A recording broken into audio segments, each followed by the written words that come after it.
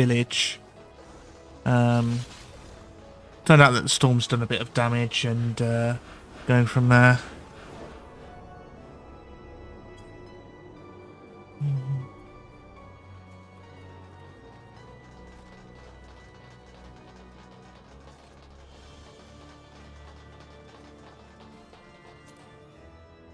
You move to the forecastle.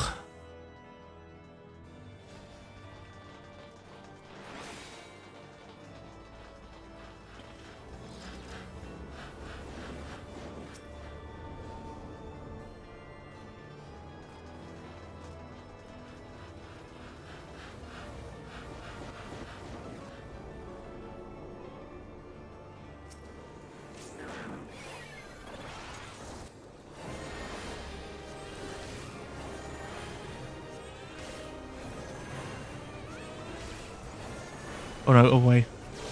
Ow, balls.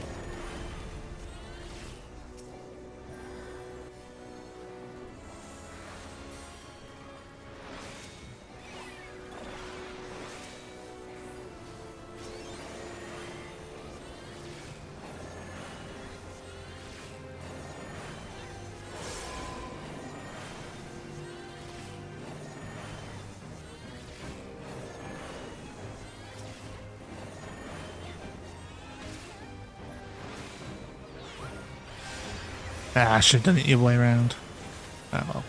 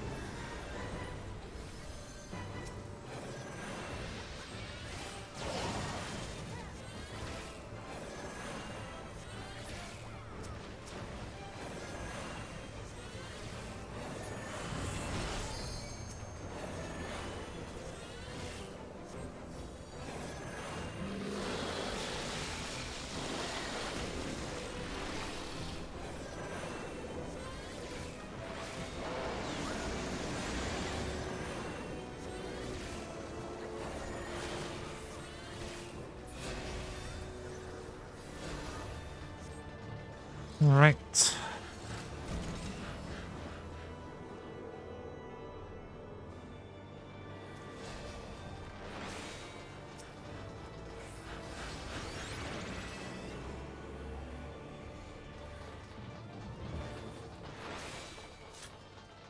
Help us!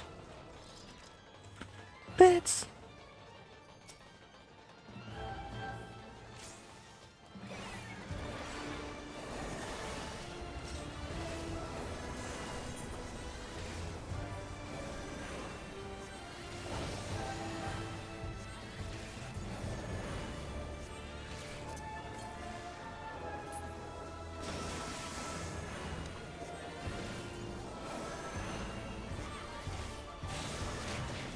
One.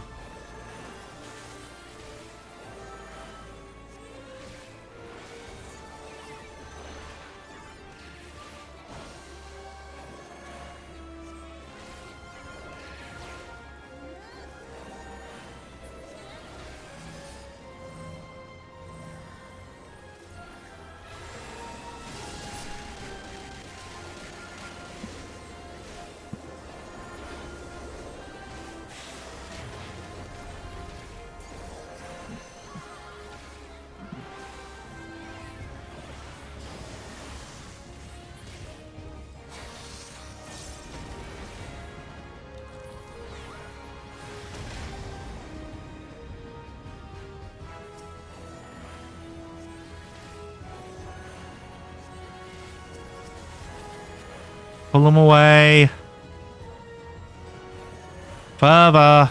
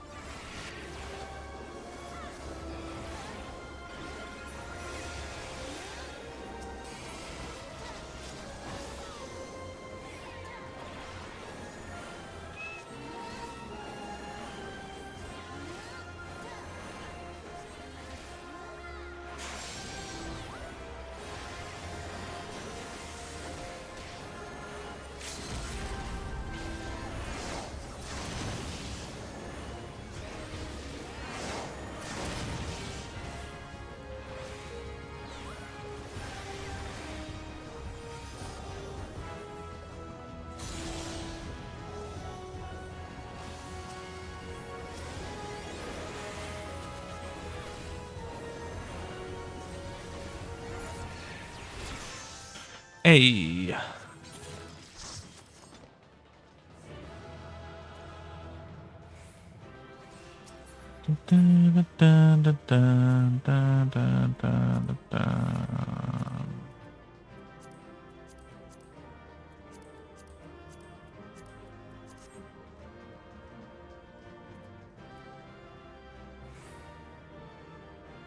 Still need this minion for whatever reason. No.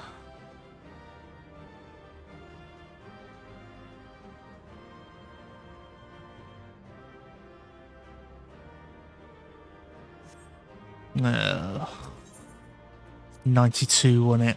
Damn it.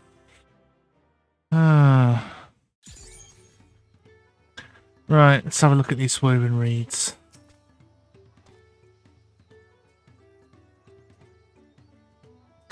Moving from reeds, a boat-like vessel is remnants of a bird. I told you, the beak and feathered tail in particular stand out. Well, it must be known from the same reeds are given here. The plants hold practical and cultural significance to the Hanu, then. There's stuff missing! Hello, can you all hear me? Tell them it's ready to receive us now. Come to a large building in the south of the village. Oh my. We'll to hurry over too.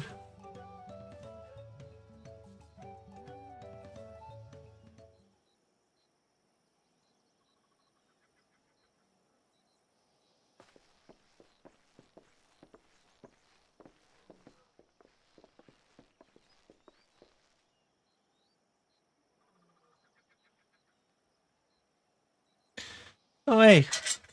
No sign of Zorolja or that oversized lout.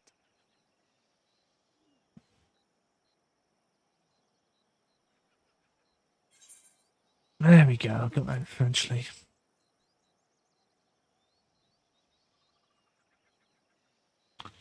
How much easier it would be if Soralja were to fail here. But that isn't likely to happen.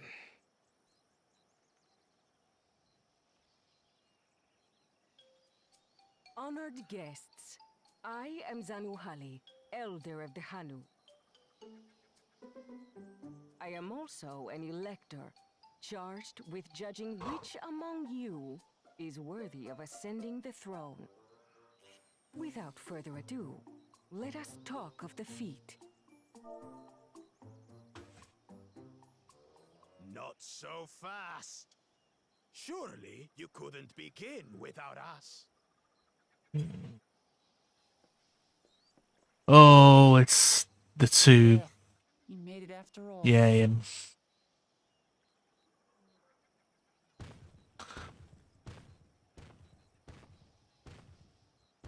So where's Mr. Genghis Khan and all this? No need to fuss. There is no time limit for this challenge. Now, if you would allow me to proceed. It is here, in Okanu, where my people forged a bond with the Dawn Servant during our own chapter of the Tuli Yolal saga. In homage to those events, I have prepared for you the Feat of Reeds. Reeds seem to be of great importance to the Hanu. I wonder what this feat entails.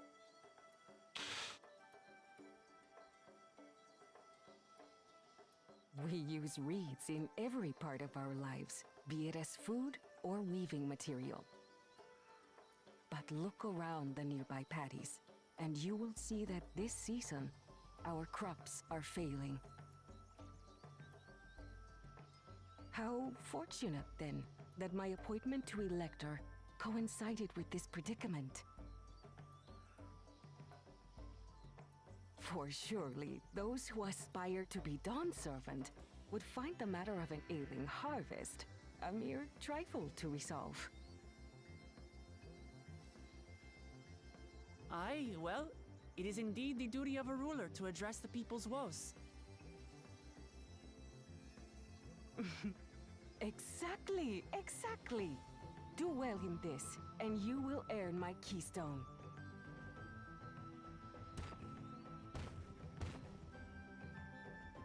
Why bother mucking about in the mud when we can take the stone by force? Oh, mercy me! You are a hot-headed fellow, Bakul Jaja. Some electors may enjoy going toe-to-toe with scrappers like you, but I refuse to entertain your base instincts. Arrangements have been made. Should you attempt to engage a feat giver in combat without their consent, word of your immediate disqualification will be sent to the palace. If you're still feeling feisty, then by all means, draw your weapon.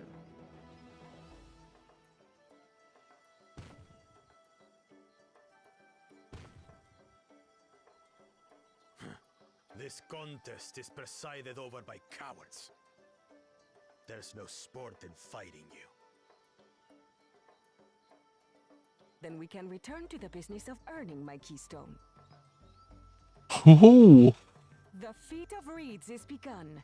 Claimants, I wish you the best of luck. Wait, you didn't explain what we were supposed to do. Solve the ailing harvest. I mean, that is kind of vague, eh? See, this guy's got the better idea. Just get out, find it. Clever kitty crossed the seas to study foreign novelties. He might know tricks we don't. Tricks we can use. What of Little Miss Mittens? You know the answer to that. Compared to the first and second promise, she's a distant third. Not even in the running. Then we see eye to eye on this, brother. Being Bakul Jaja so long with me has rubbed off on you. Shut up. These allies of hers, though, they might be a problem.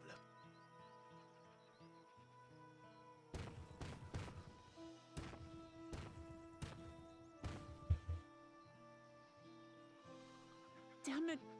I'm just as qualified to be here as they are. I'll show them. Yeah, okay, have your strop. Easy now.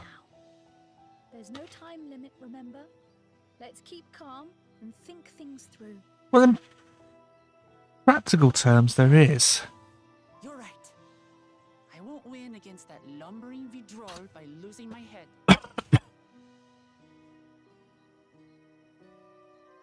Yeah, if you come up with the optimal solution, 5 years too late, well, there's already a new bloody Dawn Servant on the throne.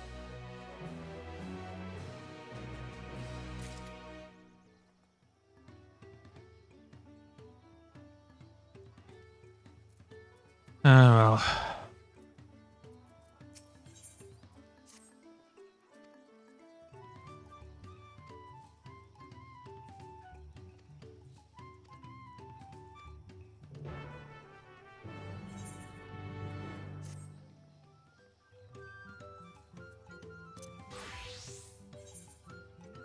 Let's go Red Mage, actually.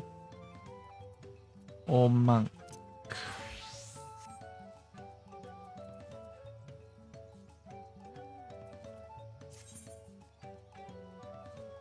Beast Chakra Gauge. Execute circumstances with Beast Chakra, Opo, Curl, or Raptor. Uncommon uniform, need to do them. Perfect balance is no longer a thing. Apparently. No, meditation, that's not a thing. But this is perfect balance here.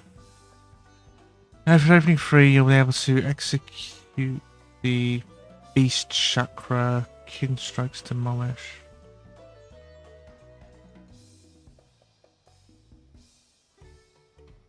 Right.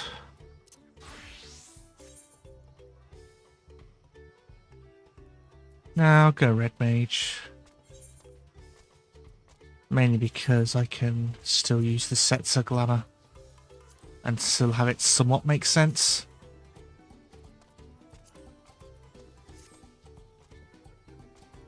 I mean, I am I-546, but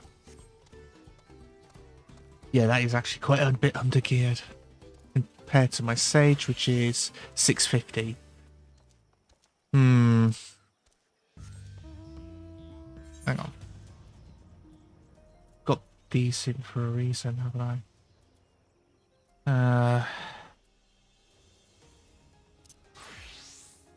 Sure.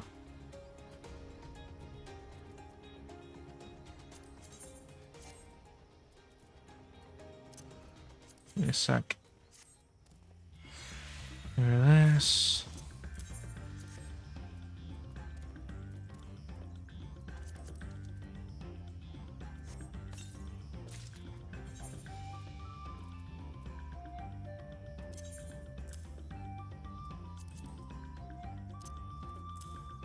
Yeah, that can probably just go in the glamour shop.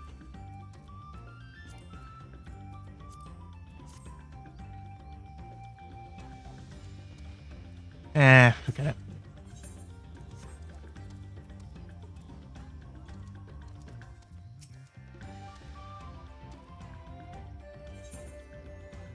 They're orange crafters scripts this time, and the battle ones are tombstones of aesthetics.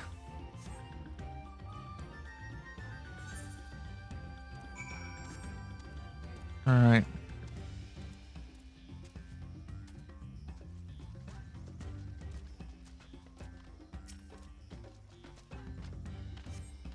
As Sanu highly described, the reeds appear to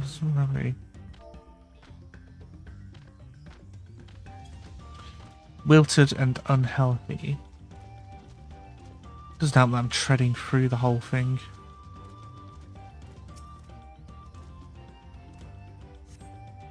No obvious contaminant. Looks fresh and clear as a cursory glance.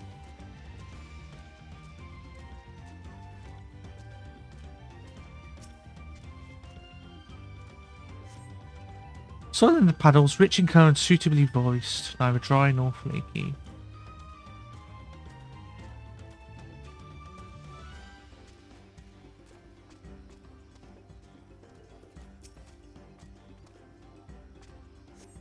Small frog catches her eye, strangely lackadaisical. It doesn't even bother to hop when it eventually scurries away. I'm guessing because they didn't get round to putting in the hop animation.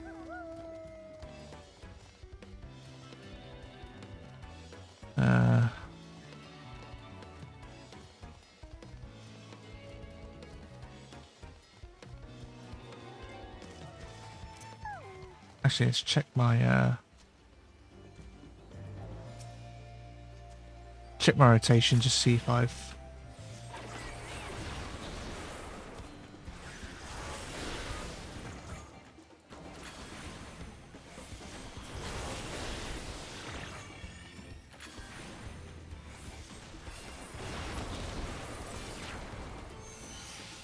Okay,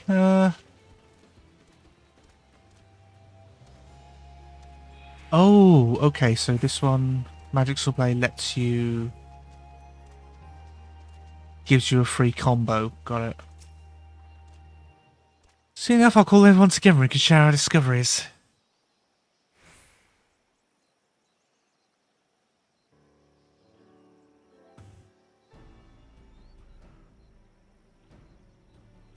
Well, what do we think? Any obvious problems?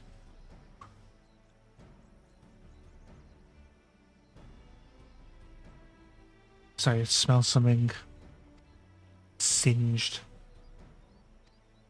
Let me check.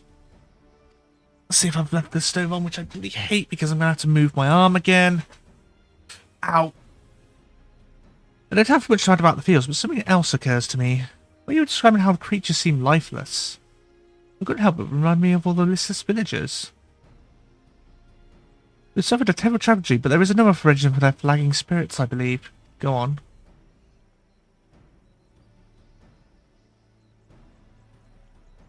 The festival! This is traditionally an occasion for the celebration of renewals, and without it, the Hanu are struggling even more to recover. Last time I visited, the village was in the middle of festivities. You'll soon see the Hanu more joyful and alive. It's an indispensable part of their culture, and its absence will only compound their woes. So I say we help them put on their festival, give them a reason to cheer in these sad times. Who knows? Maybe fixing one problem could lead to a solution for the other.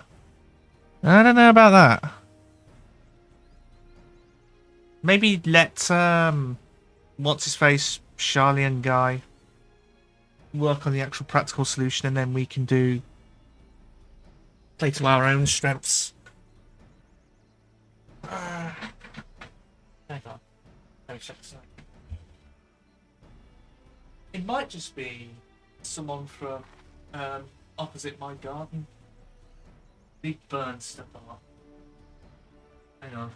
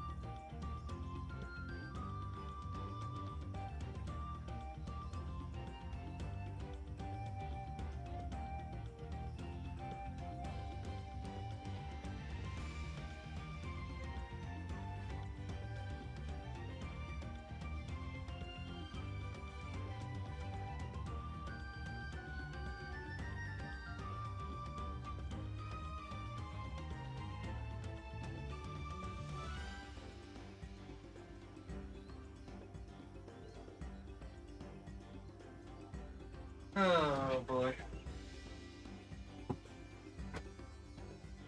Okay, so burning smell. It's definitely coming from outside, so find that from there. 2, the cat brought in another live mouse to torture. So yeah, I had to grab the Nerf gun and put it out of its misery. I mean, the mouse, not the cat, obviously, but...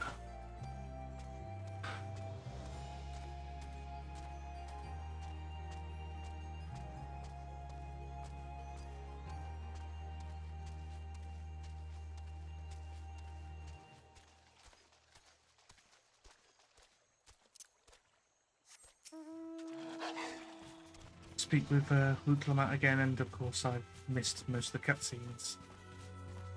Come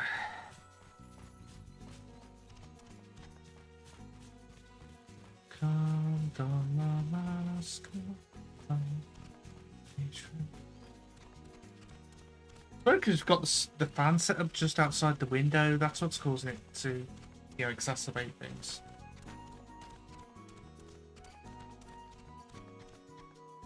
Oh, we're at the float. I know there's stuff missing. Yes.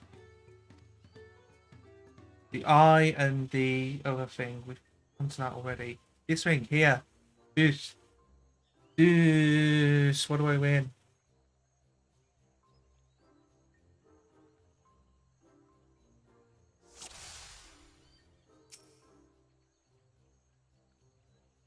The bird's eyes is missing a letter. Oh, there's a bird thing.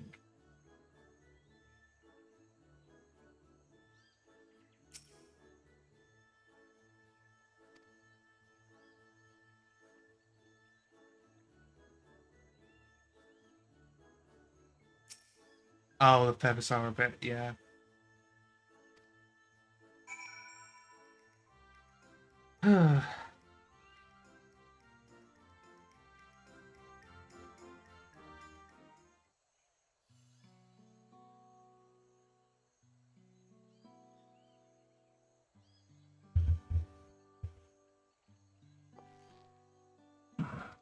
Well, how do we go about fixing it?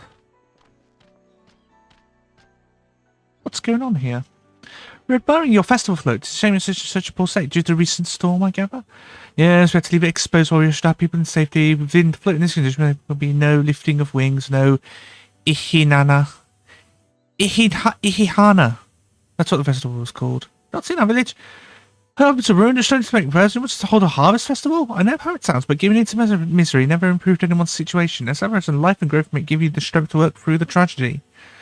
All of us will need as monsters. There's nothing I'd like more to lift everyone's spirits, but we don't even have enough materials to repair the float. We need a bulky staff for the missing eye, UPPO wood for the poles. A box here has a precious stone used in arcane equipment, and UEPO wood is blah blah blah. Winch chooses the victor of competition, which see in the contestants see who can blow furthest using wind magic. That's something I want to see. We Hanu are gifted, but we spend a great deal of mana whilst doing so. We are soon exhausted by the effort, and having no read to eat will only make it harder.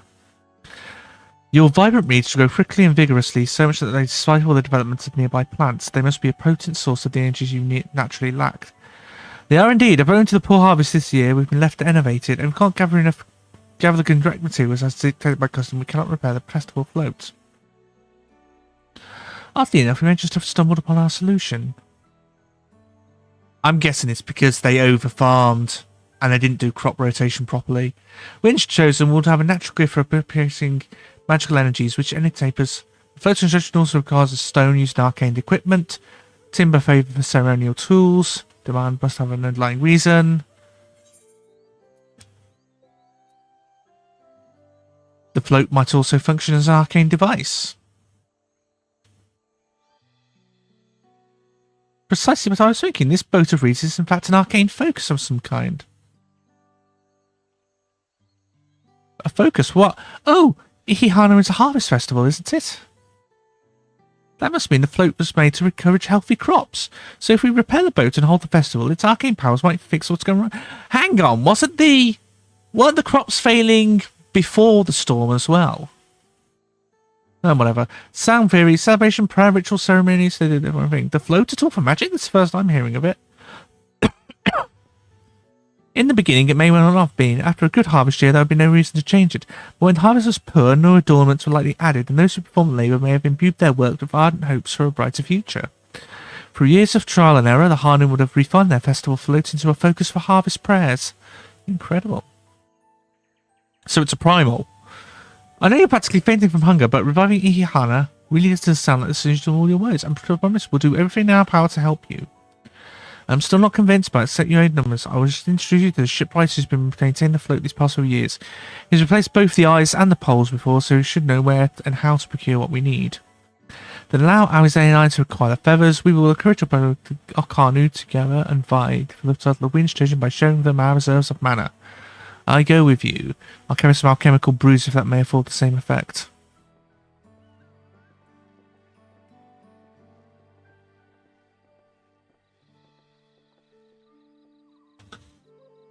Which leaves us free again. Visit the shipwright then, yay!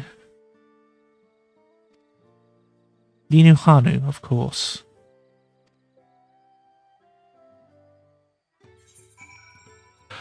Okay.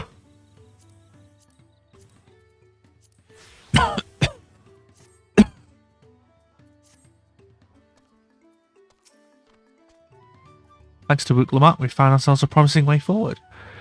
There's something to be said for following one's instincts. Oh. Hanu wishes to take you to the shipwright.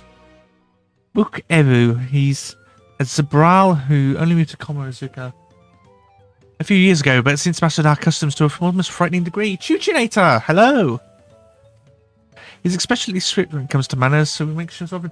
Hello, how's the stream going? It's going alright. Yeah, I'm burned out on making games from those 2 game jams back to back, so I'm just taking some time off, just playing them instead. That's so fair. Yeah, it is. Papa Hana Green. Oh, that one. Don't know how it goes.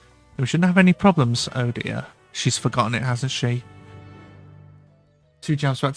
Yeah, I did spend the past month crunching, and it's not something that I'd willingly do again. Put it that way.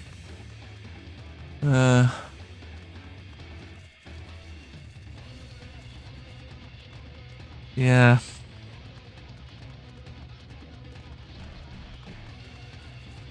So yeah, I'm probably just gonna spend about as long as it takes to get through the main story quest here. You know, get prepped for the next patch, and then probably go back to either the post-jam patch for one of the jam games, or back to the Whole Stars Dungeon Crawler. This is Okbekabe, the village of all. Those who drift into Kozamuka from Toliar are welcome to live here alongside the Hanu. As for Wukivu, he lives and wants us. So you finished the game I streamed last time? I did indeed. If you go to the... It should show... Yeah, there you go. redwoodstudio.itch.io. You can see on the bottom left of your screen. Yeah, that's all finished. Along with another one. Was it the fishing game that I did when you were watching? Or is it the crab game? It was the fishing game. Yeah, so it's called Bait and Taco, so it'd be like the second one on the list. There was a there was a bit of a game-breaking bug at when I first sorry, the lyrics are distracting me.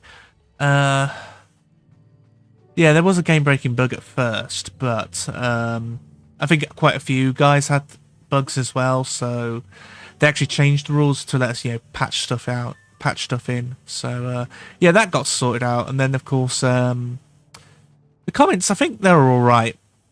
Obviously, there were complaints, but they're the sort of complaints that you get from playing the game for so long, and actually wanting the game to be better, as opposed to oh, your game's shit, that sort of thing. So yeah, I think it went well. A lot of praise for the guy who did the Taco Dex entries,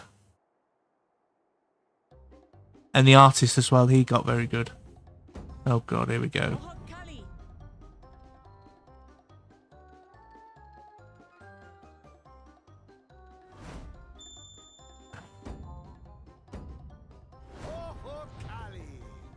Hey.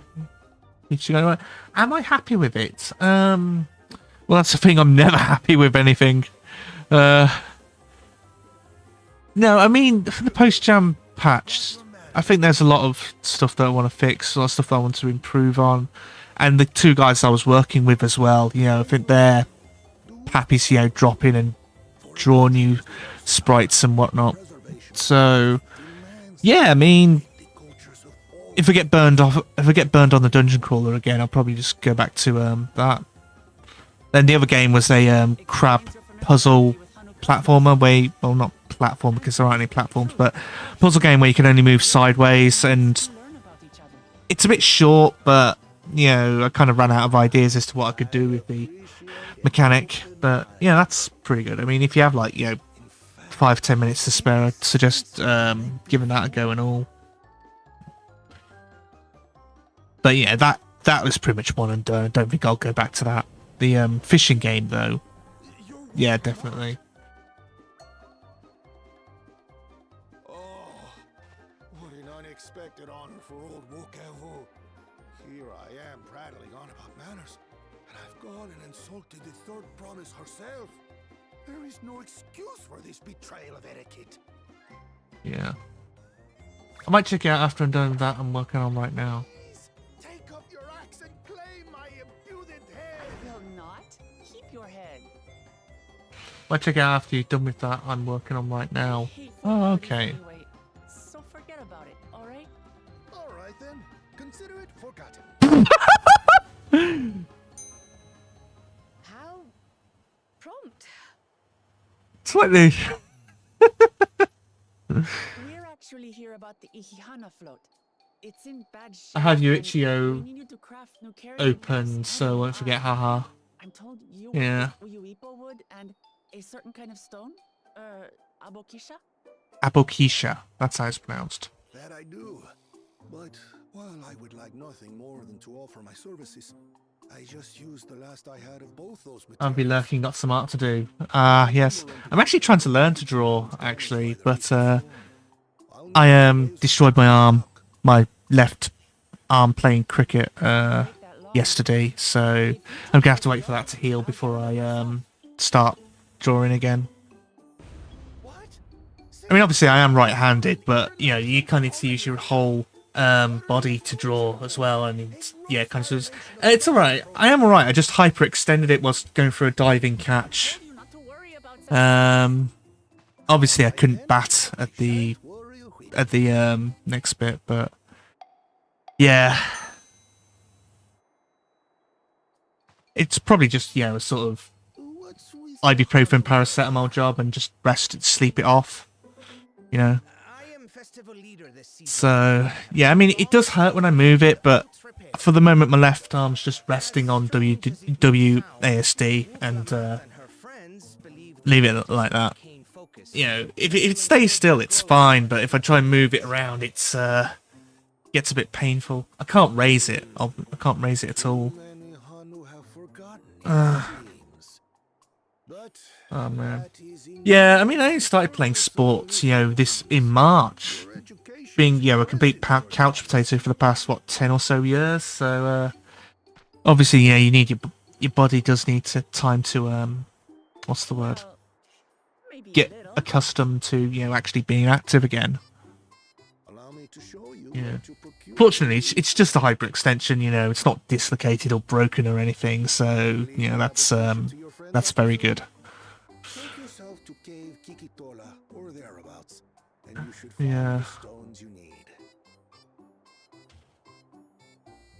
Although last night was the worst. It was in just so much pain, because obviously you're trying to sleep, and yeah, you've got, because it's your shoulder, you can't exactly balance an ice pack on it, so it's That should save us some time.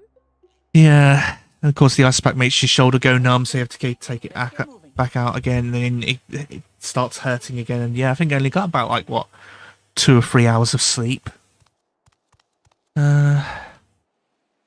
But yeah, I mean, it's nothing serious. Just temporary pain.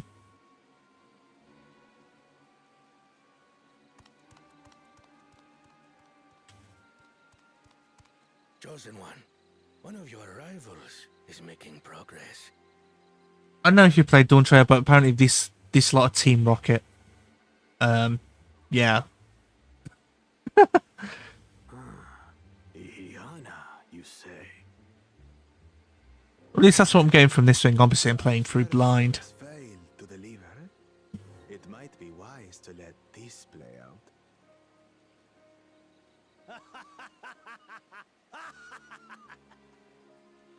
The third-rate promise is making herself useful after all.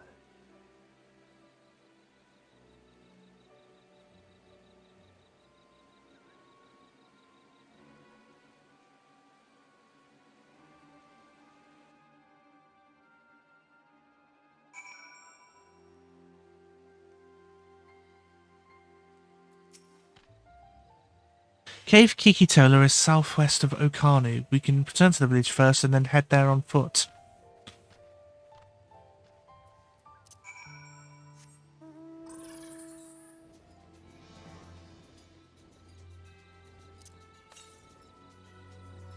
"98 yards north." Oh, there it is. Need to get into the habit of it because new expansion.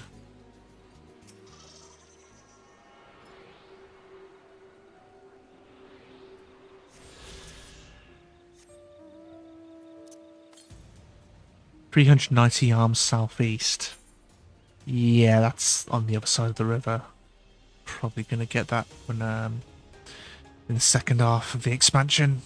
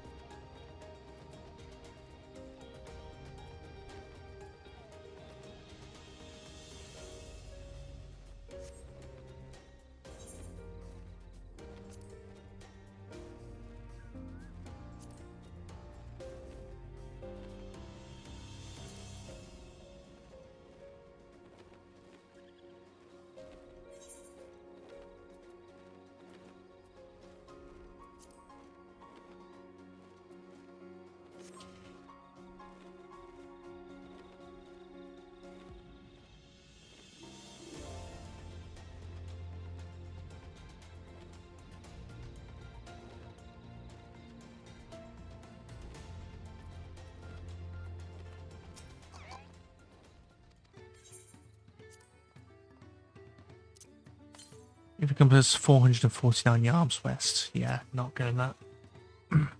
Southwest of here, was it? Let's be on our way. Southwest, yonder.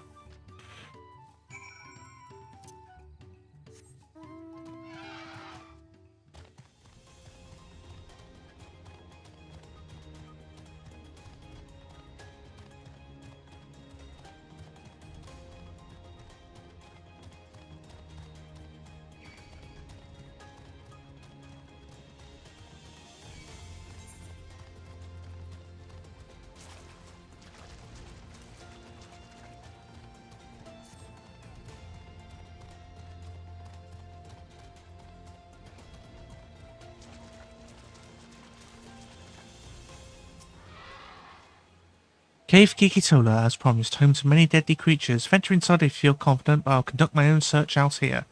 You can spot raw a box Kishar by its green-hued glimmer. Bring anything matching that's a green-hued glimmer. That's about it. Okay.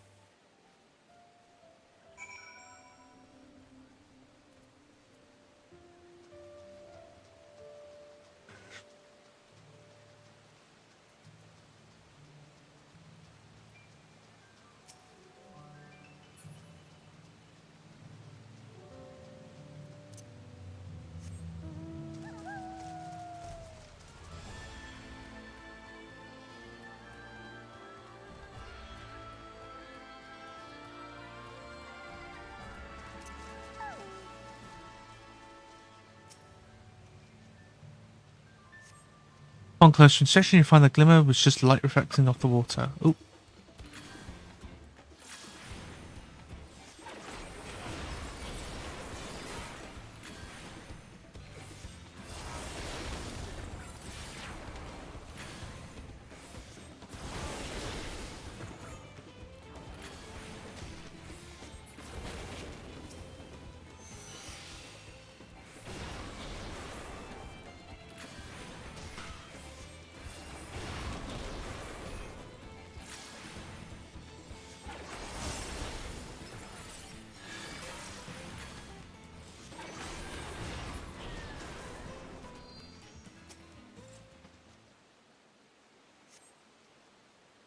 Seems like the exact kind of mineral the Inuhana was looking for. Okay, we'll just nab the ether current and make our leave. Take our leave, that's what I'd say.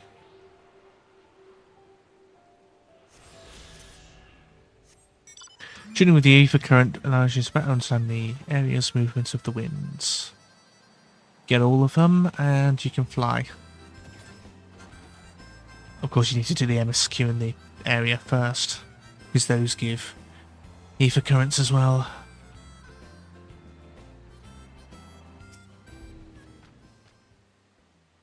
Picked over the ground, you have better luck inside the cave? Yes, we did. Yes, this is a Bokshia. A Boksha. A Bokshia. A Bokisha. A Bokisha. Oh, I don't know.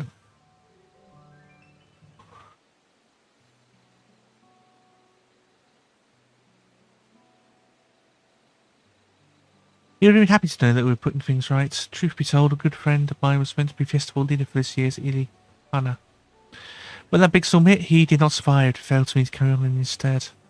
That's why you agreed to Lamatsu despite your initial reluctance. It hurt to hear, but she was right, though. I must mourn. I cannot let my grief consume me. Her words made me realise the part of my recovery, our recovery, is already laid out for me, and I'll work it for myself and for my friend.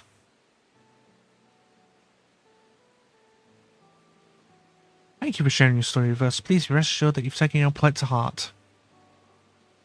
Everyone come together in the Hanu Stars to host a splendid, uplifting festival. That we shall.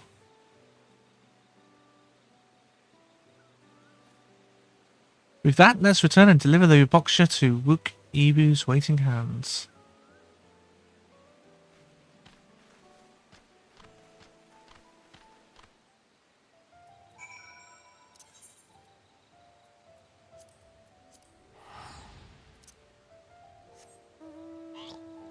Oh, I'd tune to this ether right here. Oh, I haven't. Okay.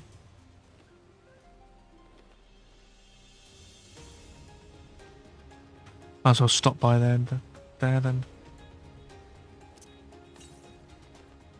378 yards northwest. Yeah.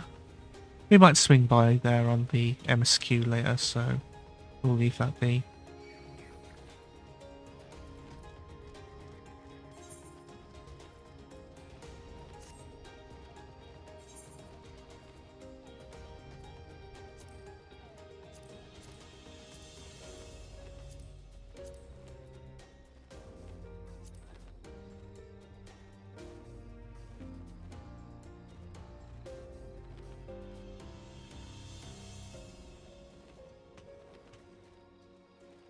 Oh yeah, the etherite.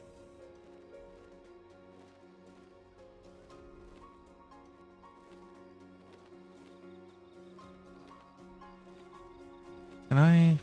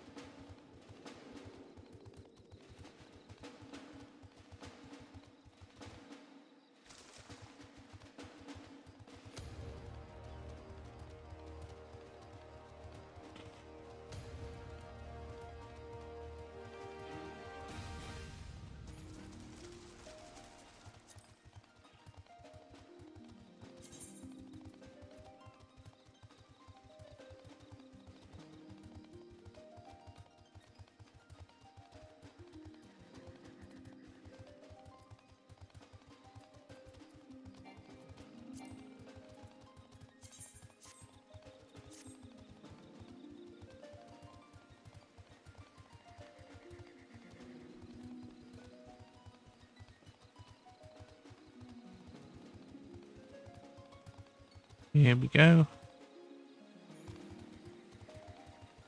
All the way up here.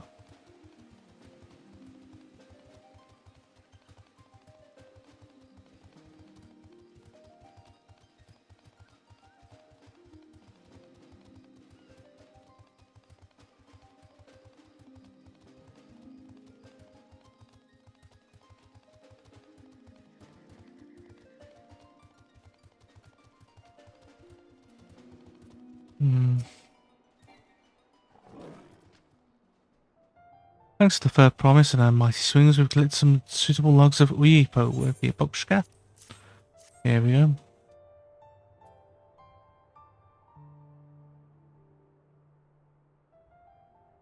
Excellent samples, a goodly quantity as well. Encourages the crops go, but not exactly how, Well, you're in for a treat. All this all goes to plan. The results should be spectacular. Now to get to work the crafting these pieces for the float. I could use an assistant versed in the arcane arts to enhance the Uyipo's conductivity. Kryl? Yep. Everyone else should head back to Okanu. We'll join you at the float once the work here is complete.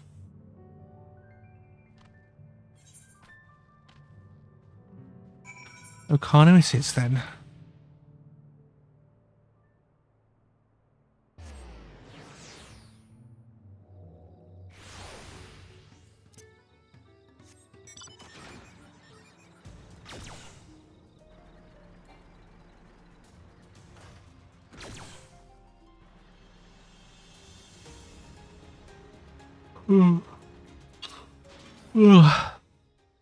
Gathering the Uyipo was a trial in and of itself. At first it criticised everything I did. Told not to worry about it again. It was stuff like stuffing out a candle. Team to the poles and the new eye. Now I just have to wait for the feathers from the twins.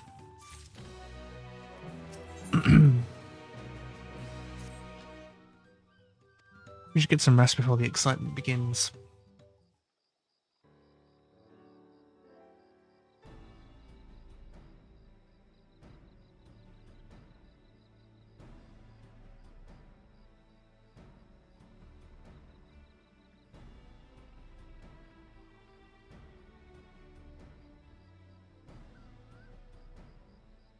Over there, isn't that the third promise? The festival is a prayer for healthy clusters. Does he honestly believe that there'll be enough to save the harvest?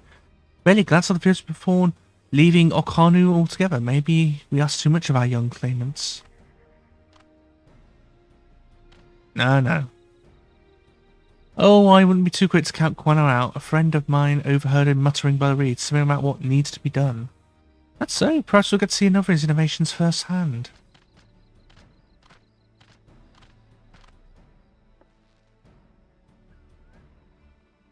That sounds like our Kawana. One look at the reeds was all you need to think of a solution. Well, that as it may, our own solution is nearly ready. Indeed, as soon as the others get back, our long-awaited festival can begin.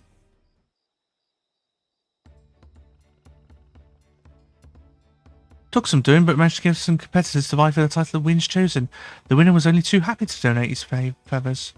You should have seen it. He called forth an incredible cuss that sent his feathers sailing for Marms. We had to turn ourselves, but it looks more difficult than it looks. Poor Erenville's twirled in the air the moment before landing on his foot. I am a gleaner. Magic is not part of our training. As for us, we've brought the water and gemstone replacers crafted by Wukivu. All that's left is to attach them. Has it been decided to ride the float? Papa was the guest of honor last time I was here. I remember being surprised they could lift the thing with this hulking weight on top of it.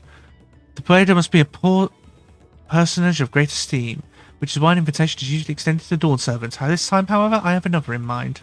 Oh, who is it? You! Ah, beloved Ihihana, the lifting of wings has only been held because of you and your companions. Thus do I nominate you, Wuklamat, as our guest of honor. Huh? Me?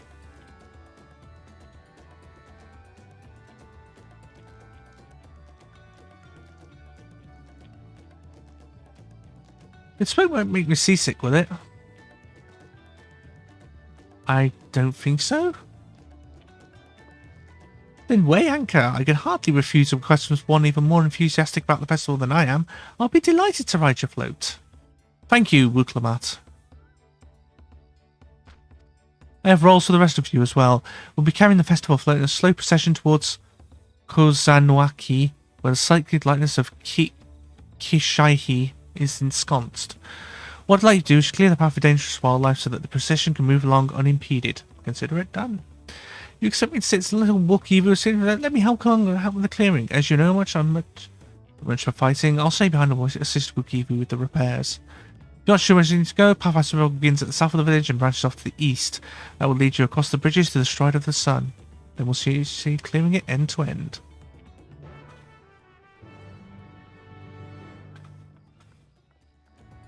Okay.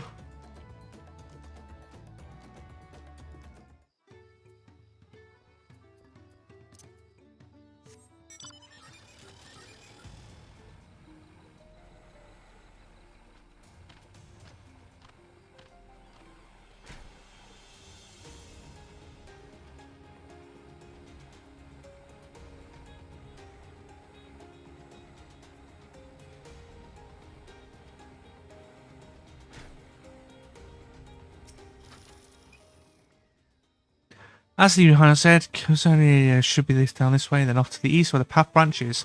And something about bridges and the Stride of the Sun. Anyways, let's split up and get to work. Once you've called all the threats you can find, we'll meet up in front of Kikshalia here.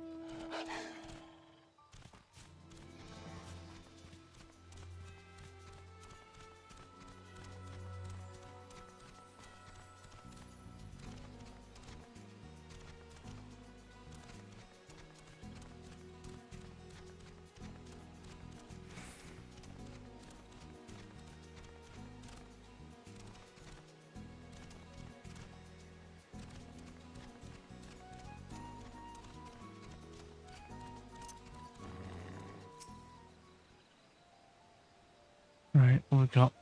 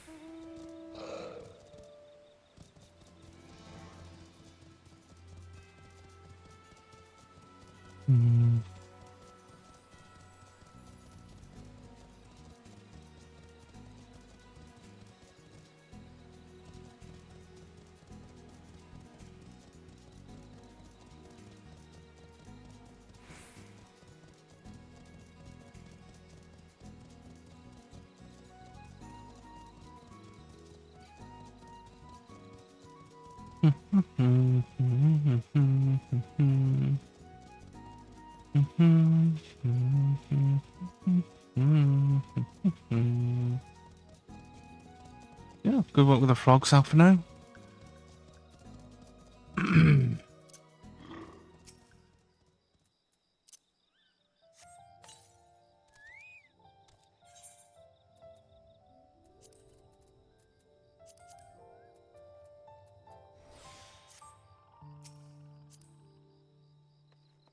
on, get back up.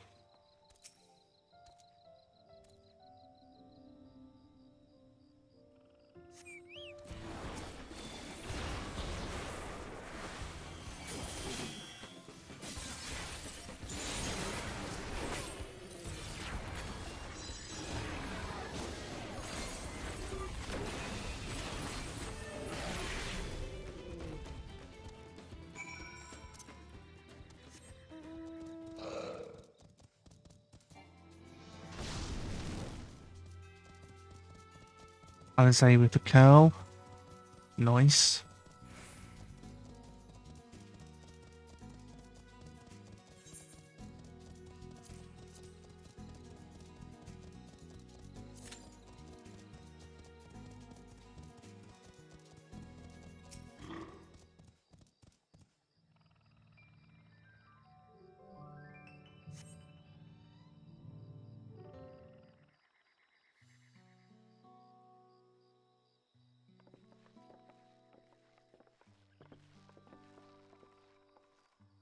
Ah, you're a step ahead of us. Must be like this of Kikshahi. The Hanu Hanu deity of the harvest. Even their sacred images are woven with reeds.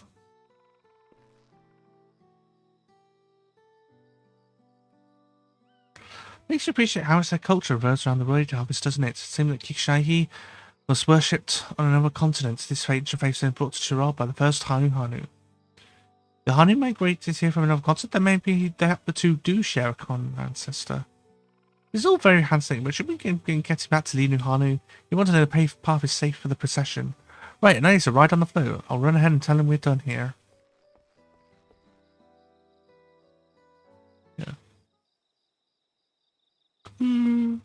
Yeah. Meanwhile, in Okanu.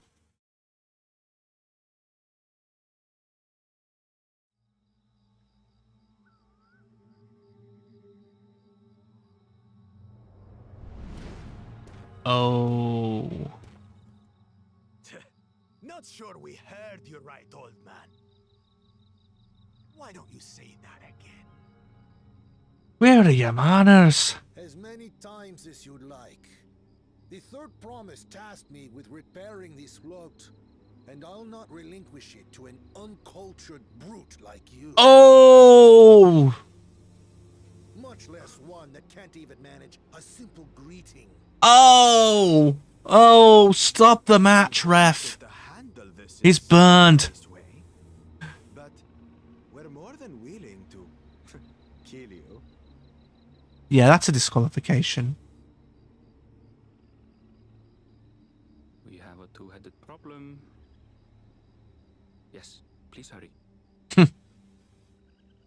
She's on her way back already? Stand back, Wukevu! I will protect the float!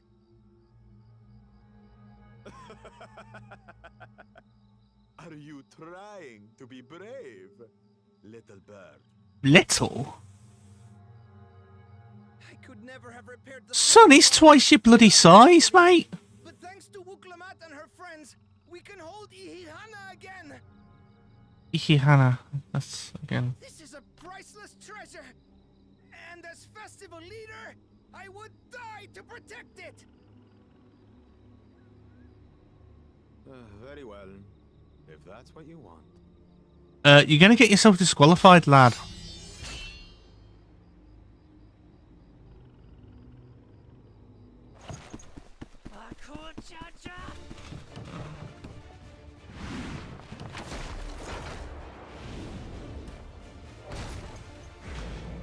She's gonna get wharfed.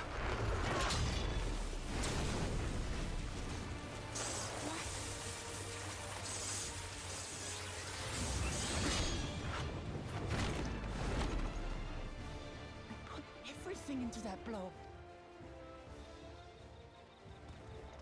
Good. The better for you to understand the gulf between us. But you need more lessons. We'll carve them into your mangy hide until you cry and beg forgiveness.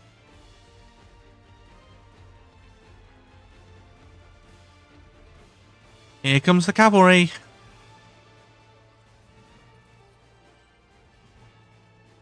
Your brilliant plan was to steal the float and take the credit. The so-called blessed siblings are nothing but cheats.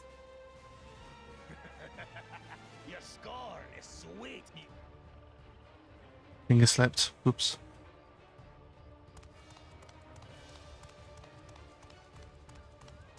Calm yourself, chosen one. If If you fight in earnest, this will end in a massacre. What's more, we have word that our other prospect is on the verge of success. Then it would be foolish to expend effort, sweating nuts. Lucky for you. Eh?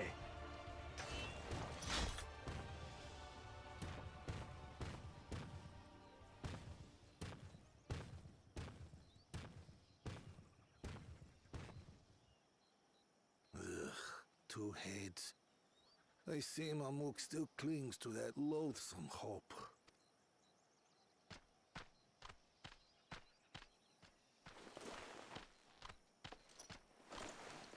Talk to us, Third Promise. You're not dying, are you? It's fine. It'll take more than that to kill me.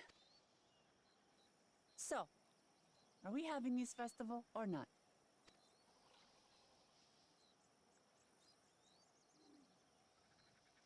Yes! Yes, we are!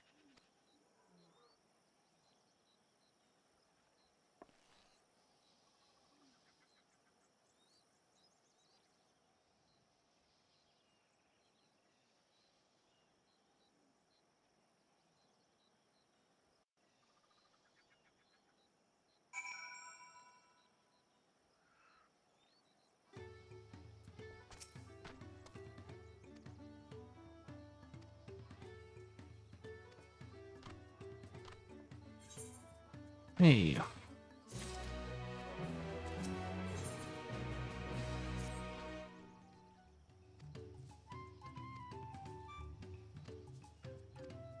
Oh, Kylie. I see that.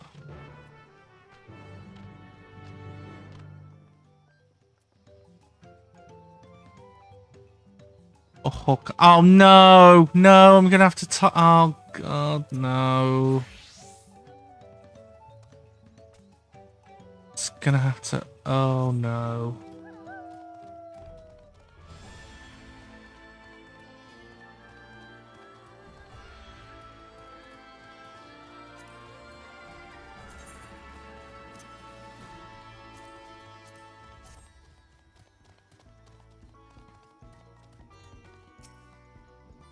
Okay. Oh, Kali. Oh. What do you mean I got a dismount?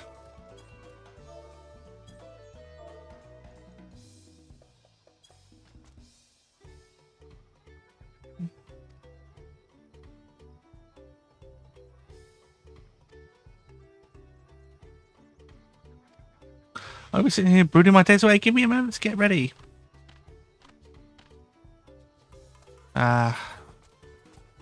Yeah, probably not going to get a leveling pop here.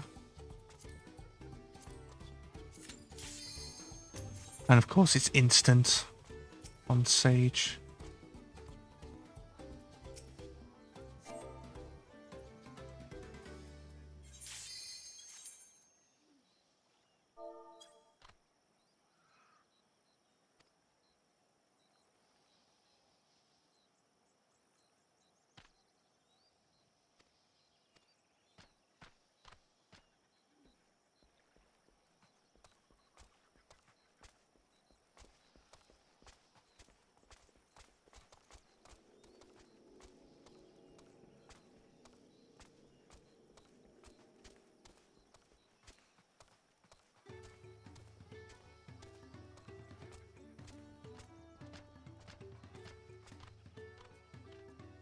Okay.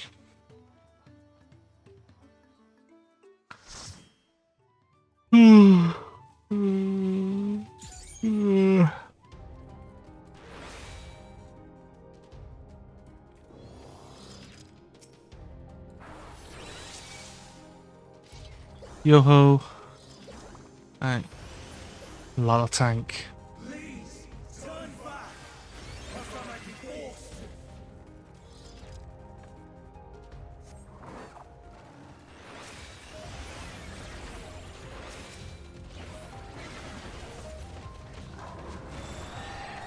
Forgot we have the Eucrasian dyscrasia now.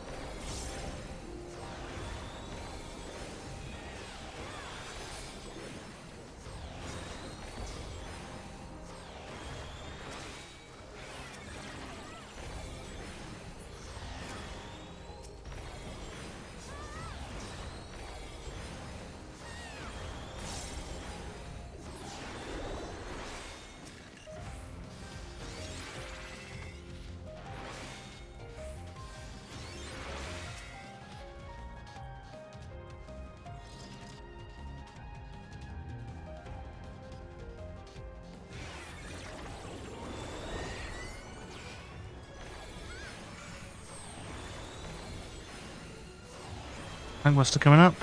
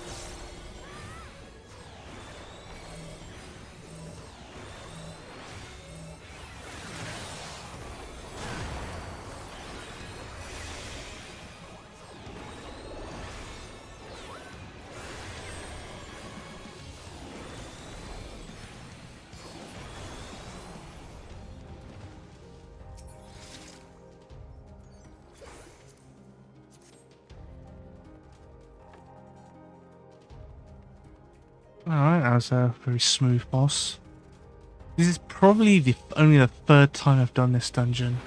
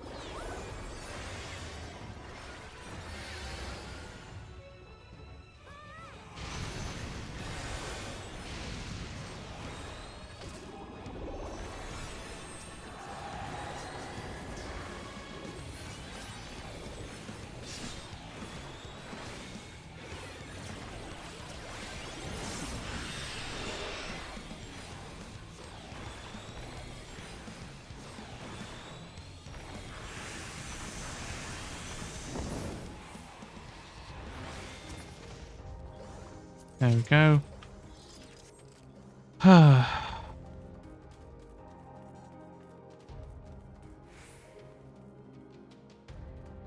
It's raining pretty bad. Outside, I mean. I cannot let you take Mission. Not yet.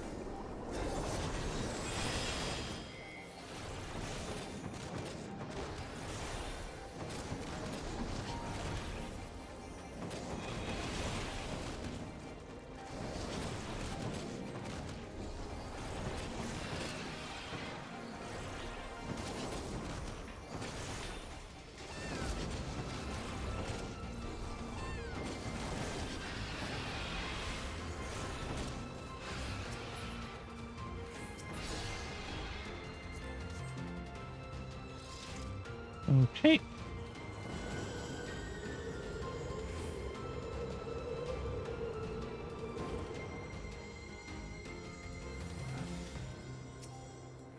I must hear their answers before they're expunged from existence.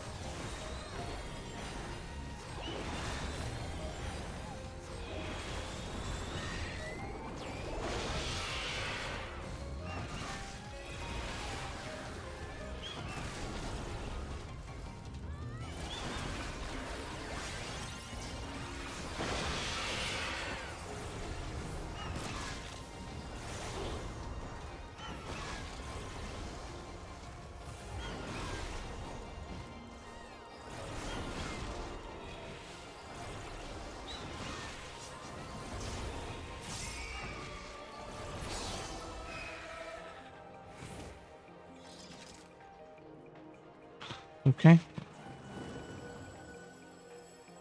Last boss.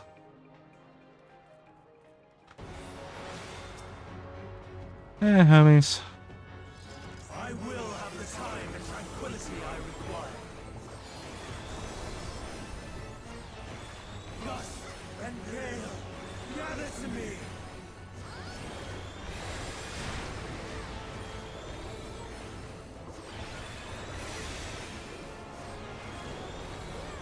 Ancient brand, unleash your power.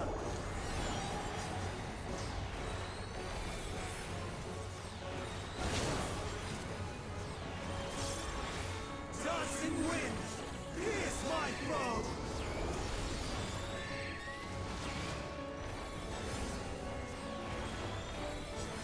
Stars on high, fall as rain!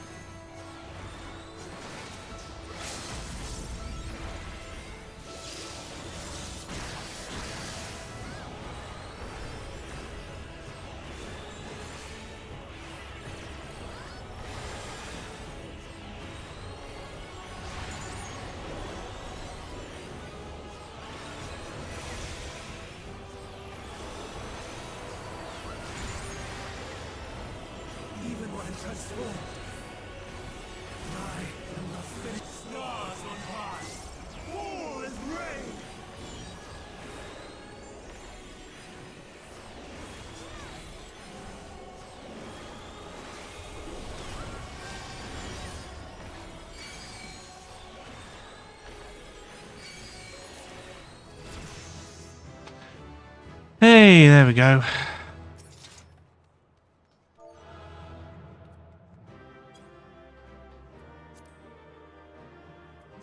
Yeah, 43 on it. Not good.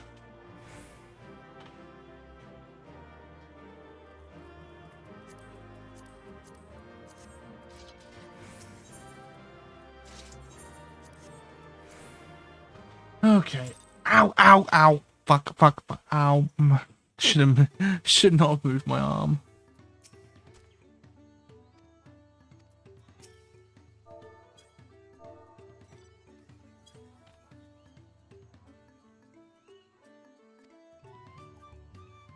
Ah.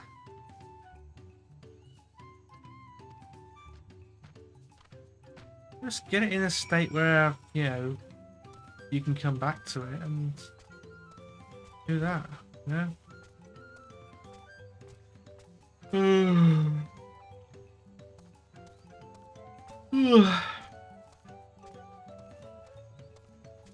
Like I said, I am behind on sleep.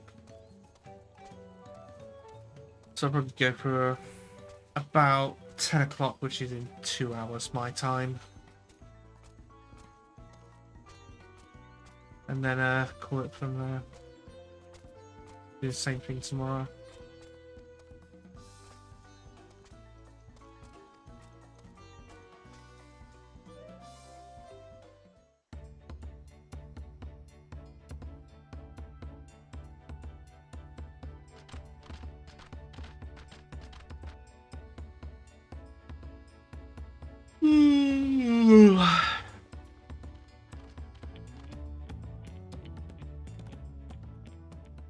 So few have come.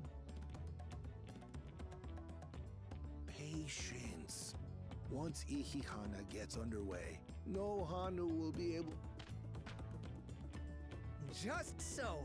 Ukewu knows well the heart of the Hanu. Have faith, Third Promise, and climb aboard the float. It is time for the lifting of wings. Right. Off we go.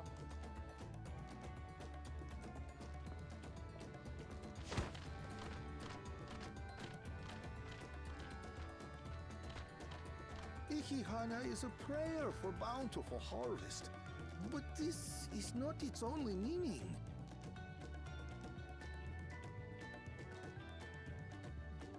It is also an exchange of pledges between rider and bearers, a commitment to a long and fruitful friendship. Listen well, friends! The personage we bear today is Wuklamat, the savior of our beloved festival! Let your shoulders burn, or your feathers fall out! But do not even think of dropping her!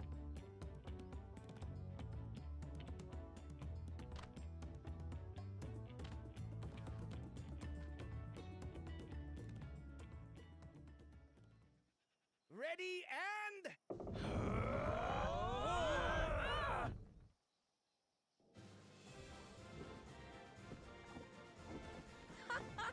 I could get used to this.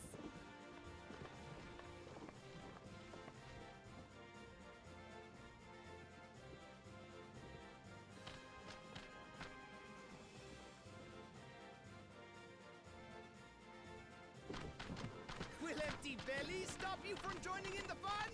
Come and help us carry the float!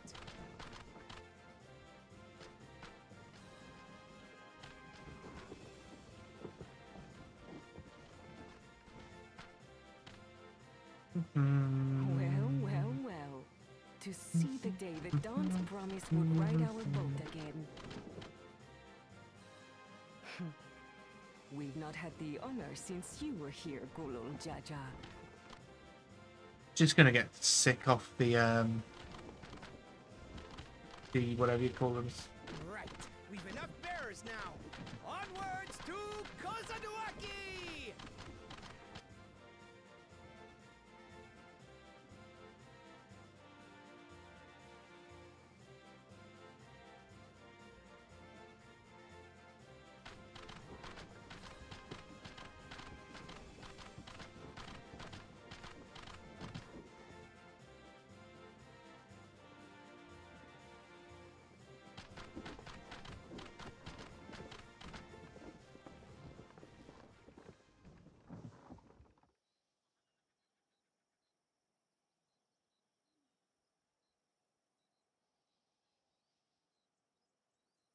Watch well, for you are about to bear witness to the true glory of Ihihana.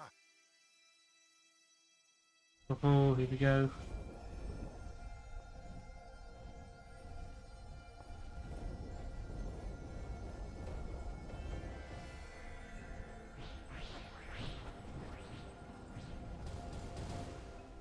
The float draws upon our life force, concentrating and amplifying the energy.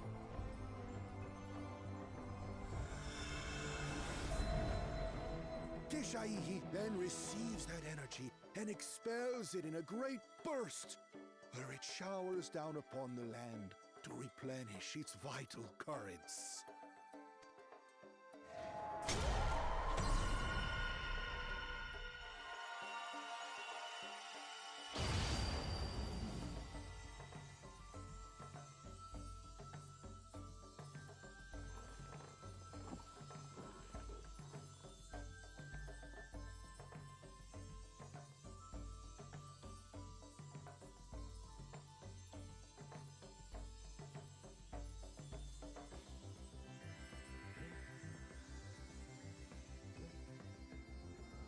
Oh.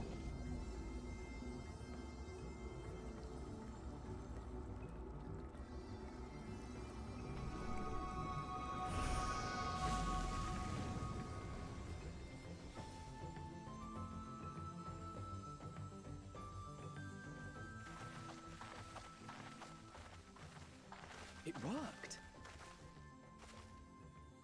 Like a literal charm. The float really was helping the reeds. That was amazing! To think that such a thing was even possible!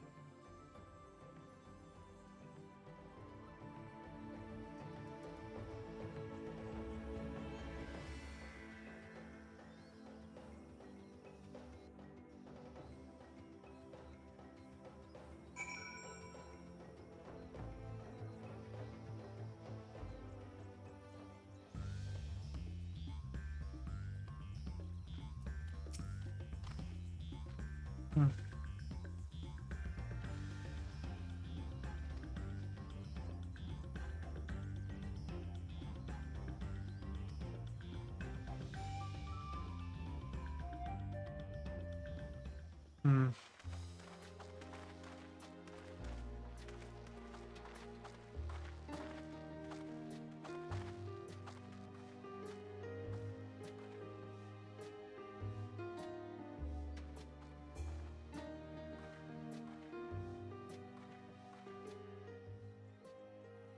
Some of them still look a bit sickly.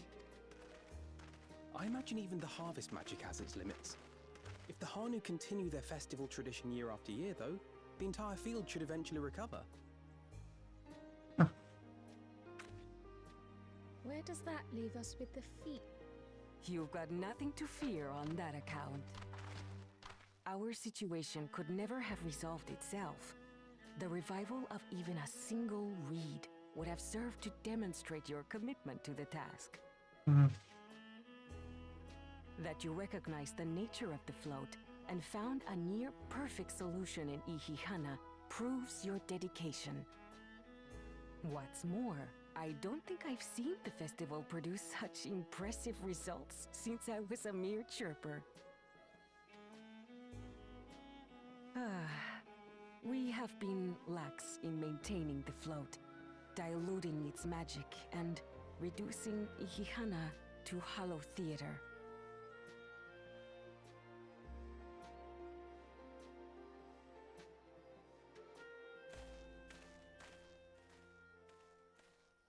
Kona! I was delayed by an unpleasant encounter, but it seems I arrived at a good time.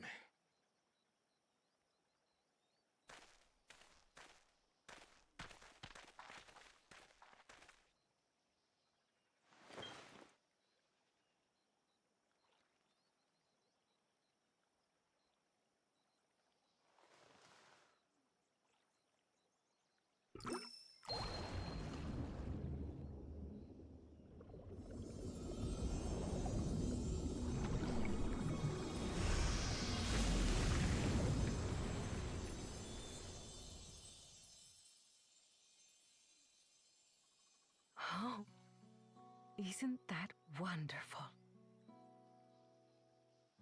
What? You just pour in some mystery liquid and problem solved? Stagnant ether was to blame for the reed's poor condition. I assumed that was an alchemical concoction which enhances ethereal conductivity. It utilized the flowing water as an ethereal current, thereby promoting the transfer of life energies. A method I could not have devised without the education I received at the studium and the cooperation of my Archon allies.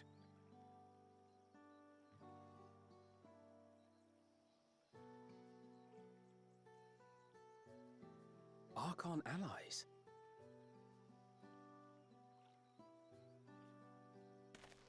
You see, Lamachi, this is why we need to embrace foreign knowledge and technology. Employed appropriately, they make light work of what would otherwise be arduous labor. There's no...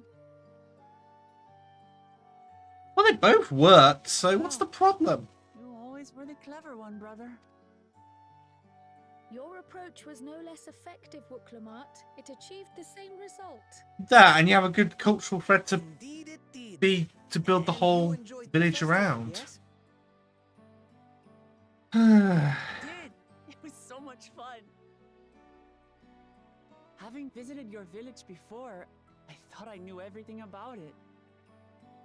As it turns out, I knew very little. About the reeds, about Ihihana.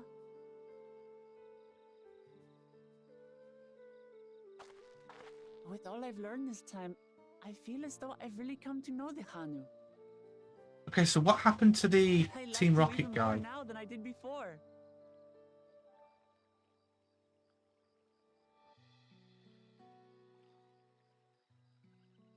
The feeling is mutual. And it's not just you who had a lot to learn either. I'll never look at our float the same way again. The two of you have exceeded expectations.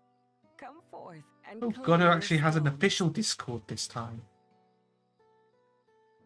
And, of course, it has the Pride colours outside of Pride Month. Why am I not surprised?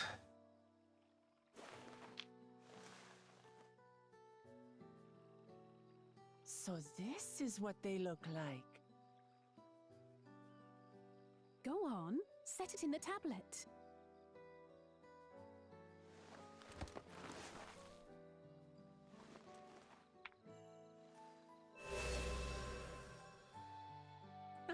A perfect fit. That leaves 6 more. And on to the next.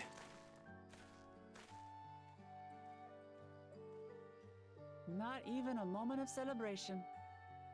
That's Kona for you. The third promise? You must join us for Ihihana next season. As Dawn servant, of course.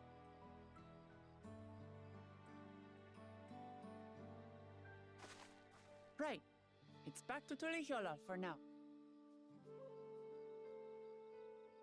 Thank you for having us. I look forward to seeing you all again. Right.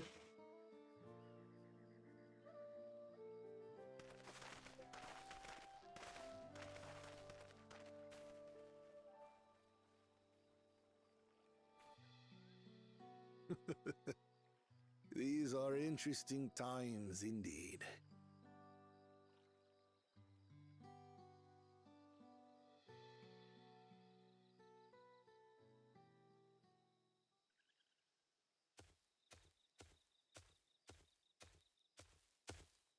The concoction was brewed by Kona himself. It's a test vial, but it should contain the same reagents. Oh. Good work. We'll use whatever we must to win. For win we must. Please tell me this guy's comic relief. And that the other guy's the actual threat.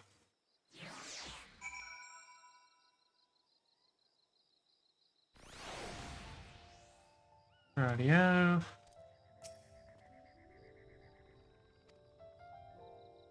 To be eccentric, but everyone could be stand to be as respectful of other cultures as he is. And Lidu Hanu, warned by Hatsume, honor his departed friend through Ikihana, and to help others do the same. I can't help but feel excited because thinking who else I might meet over the course of the contest. Come on, let's head back to Ziggsblauti.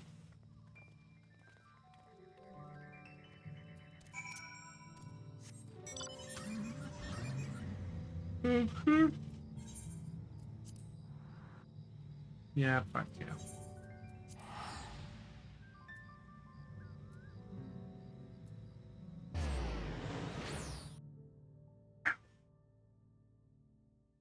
Ow.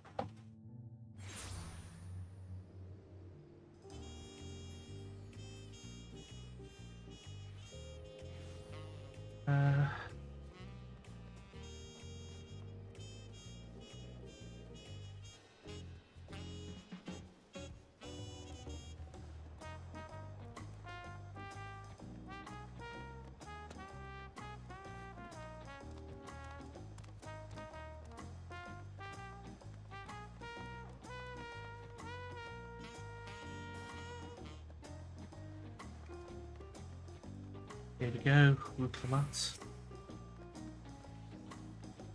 And just like that, we found an Electrum, won our first keystone. I knew I was like, trust your instincts. Go on, let's keep things moving and march onward to Ukapacha. Doesn't sound good, we'll find the Lector there as well. We won't do anything though. We'll just see what your opportunistic Pelu friend has to say. The approachable Pelu is pointing your expectations for things.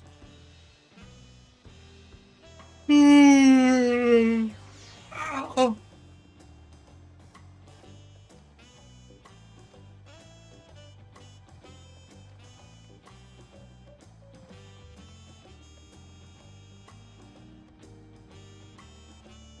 A most dependable solution. Come with me.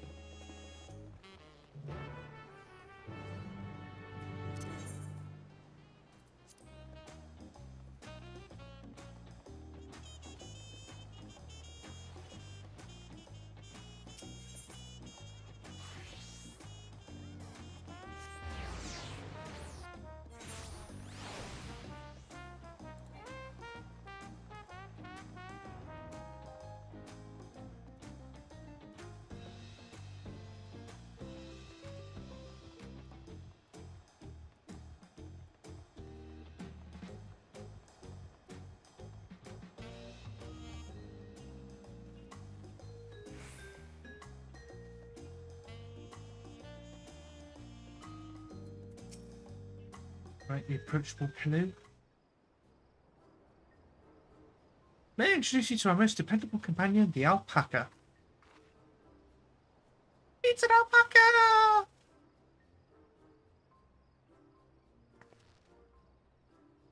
You don't like them. These animals are going to chase Okabatta's seat mountain tunnels.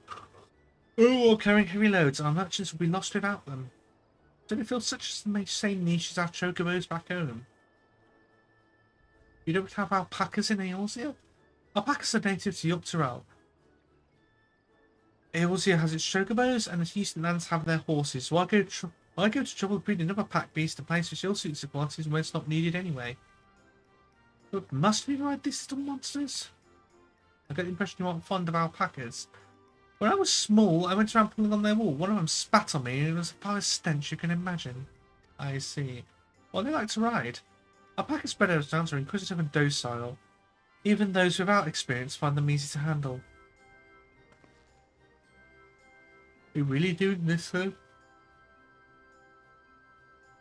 So, what's my information useful to you? Yes, very helpful, even if it wasn't what I wanted to hear. Good, I'll take my payment now. You want me to pay you? I guess you have expected as much from a Pelu merchant. Let's see what I got on me. Pelu value electors to enjoy free trade. They should know. They take pride in making deals that benefit both parties. Here you go, a fair price for your fair price. Yes, I made a trade with the third promise herself. My friends would never believe this. I shall be on my way now. I wish you safe travels. Off you go then, and thank you, and... there. I better not get spat on again. You brought that on yourself. Remain calm and gentle, and so will they. Yeah. I'm just not happy about this, but we need to ride alpacas to reach Yucapacha. But that's what we'll do. Aww.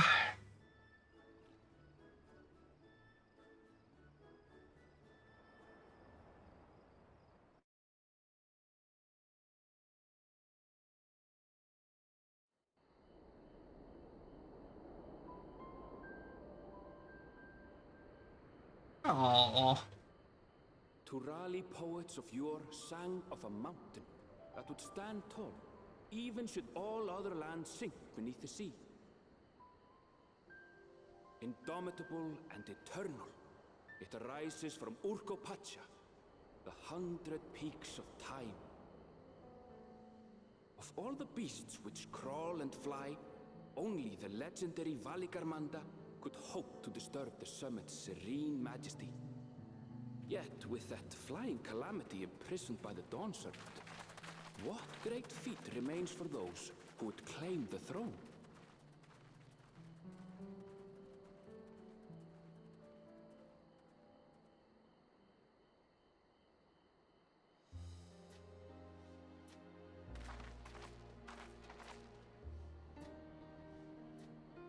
So this is Urkopacha. I've never actually been here before.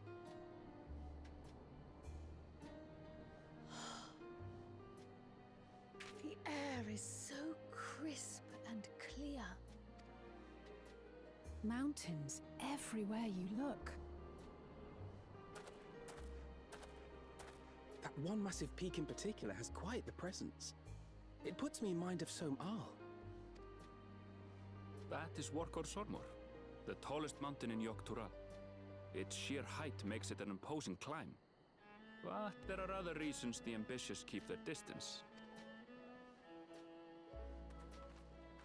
Oh? Do tell. Where to begin? Excuse me, but you're Wuk-Lamat, are you not?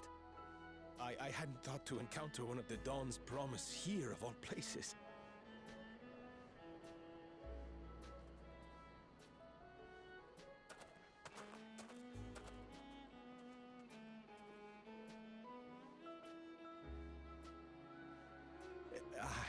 But I should introduce myself. I am Bol Nok, a weaver by trade. Well met, Bolnok. We're on our way to Watranpello. Oh, truly, I've just come from there, as it happens. I'd asked the Pelu who sell me their wool to give me a tour of their alpaca ranch. The head rancher and I shared a bottle of mezcal while he explained the finer points of wool production. Mezcal, is that a local beverage? It's an Urkopacha specialty. A spirit made from distilled agave heart juice. Yes, and it must have done wonders for my mood, for I tripled my usual order of alpaca wool. They did offer me a discount, though, so it wasn't a bad deal in the end.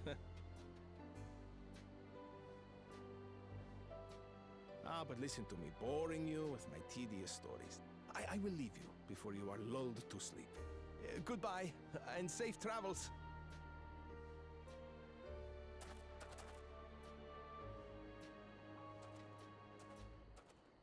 Oh, silly me. I almost forgot to say the thing I actually wanted to say. Peace for Tural. I agree with your vision, Third Promise. You have my support in your bid for the throne.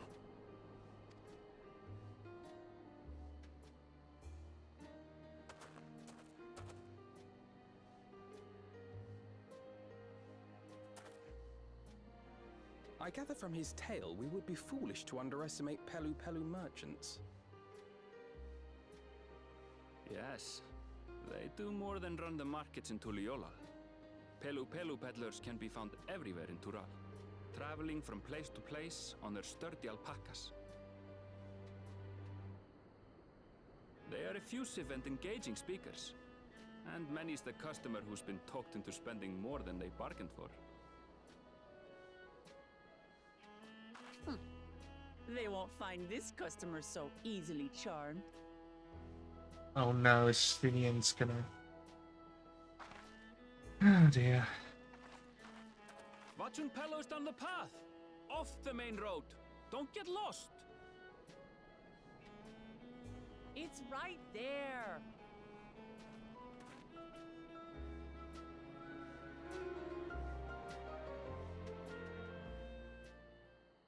Okey doke.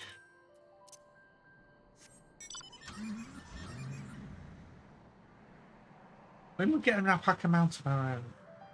That's what I want to know. Anyway.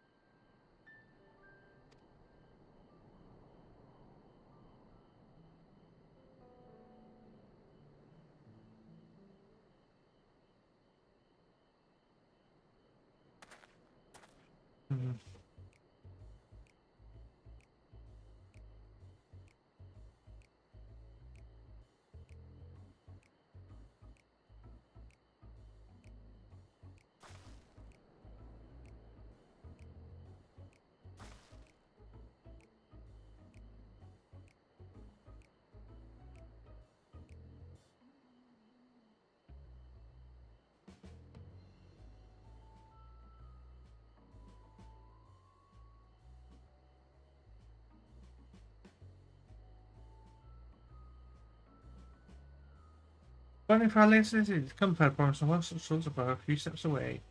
Finest lady. I like the sound of that. His customer won't be charmed. What did we just talk about? Yeah, Bill, when did you...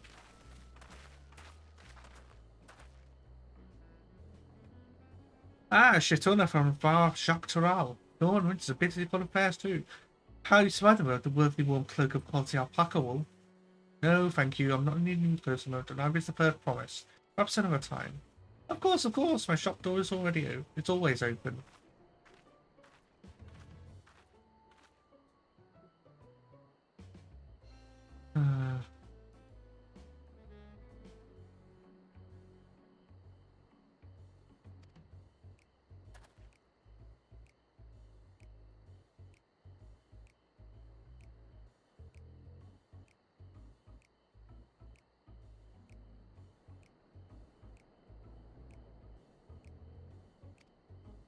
No, a firm refusal. I won't pursue the matter should you make a disinterested plane.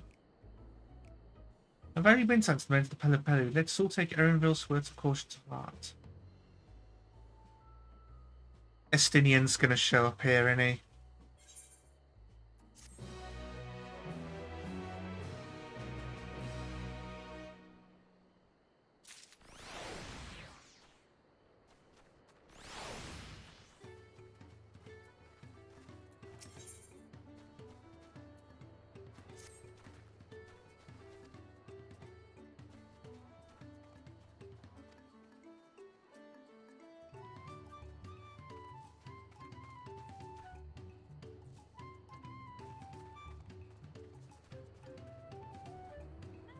Investigate any of the other establishments which catch your eye. She will learn all of you sets related to the third promise.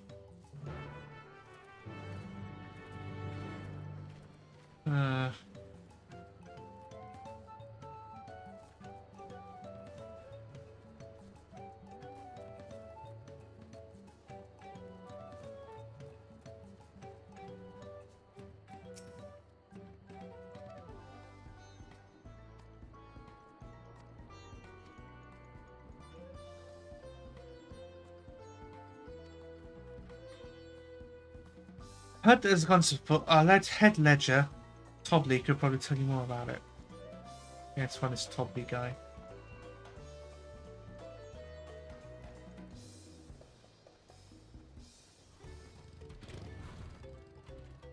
Got a motorbike now.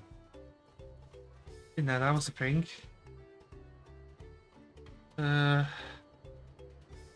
yes, I've heard all about the right succession. They're products to put a new ruler on the throne, eh? Personally, I'm rooting for Zoral Jar.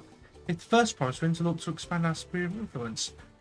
That means more access to more resources and more customers in the thousands column, potentially. So many new trading opportunities to spread happiness far and wide. Others have been coming around to my way of thinking, so could we go crafting good inspired by the resilient sun? Would you care to purchase something? No, I wouldn't. Very well, you sometimes learn that I could help you, but I won't. I can tell you no support of Zoral Jar or his policies. Oh, well done, guys.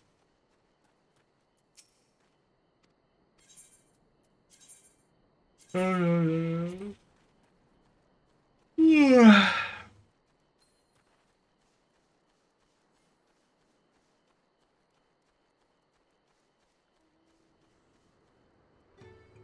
Mablu. Hi, Mablu. Did you have a question for me? Yes. Where's the Elector?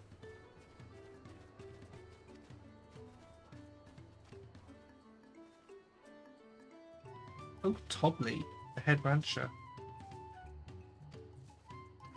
Oh, okay.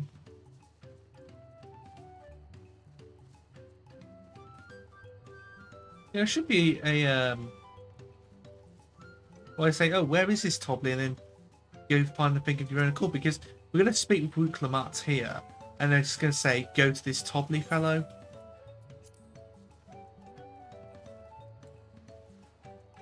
Guarantee ya.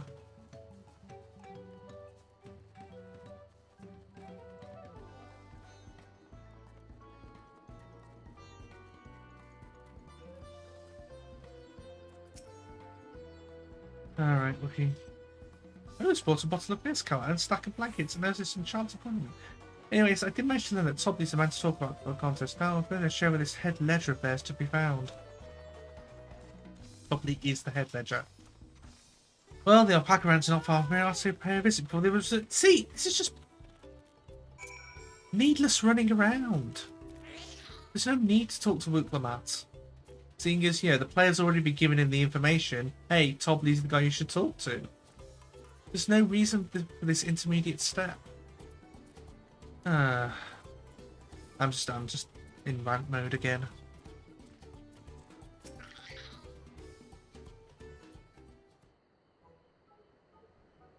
I suppose there might be a way to get Woot Lamat here. I don't know.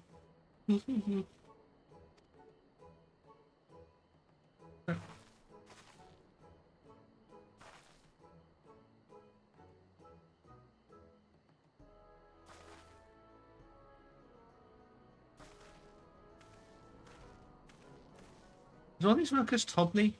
Oh yes, that's something called the ranch that keeps an eye on everything. I can't tell you which one he is though. You can't? Is this part of the contest? All I can say is that Tobley often mentions his favourite pungent subject. Alpaca spit? I don't think my purse is deep enough to pay everyone with food that might be Tobley. Let's ask the question first down the field. Great, we can meet back here to share our impressions. Oh, don't worry about the purses. I've got several million gil on me. None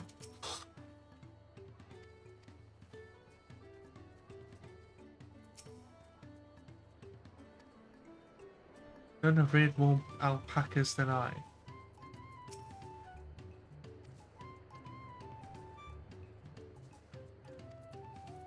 Yeah, no.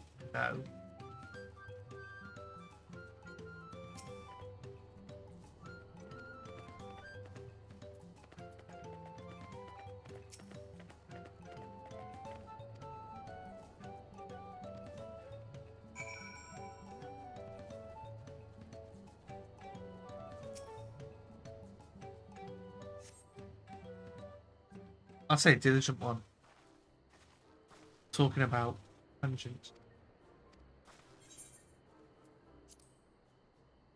Talks about alpaca spit.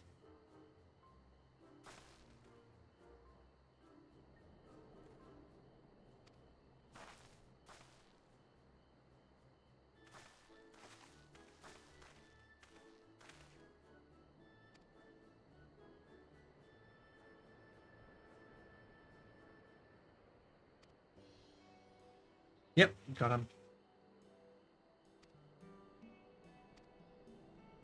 Little Jar Jar's chosen electors. Aha! A place for the featured in the Tulialal saga, just as we thought.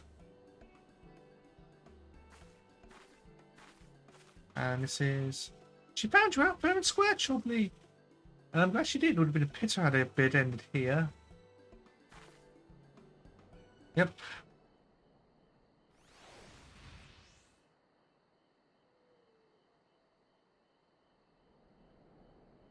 Deducing the Dawnservant's elector was the first step of the feat. Too simple a task for this aspiring ruler, eh? Yeah, you could say that. Right. But yeah, we'll have the keystone if you haven't bought her anything else. Oh, it's this fucker again.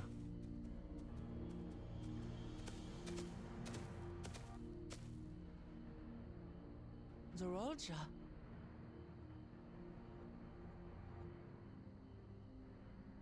I am told the head ledger, Tobly, is to be found here. You have to guess which one of us is Tobly. That's part of the test.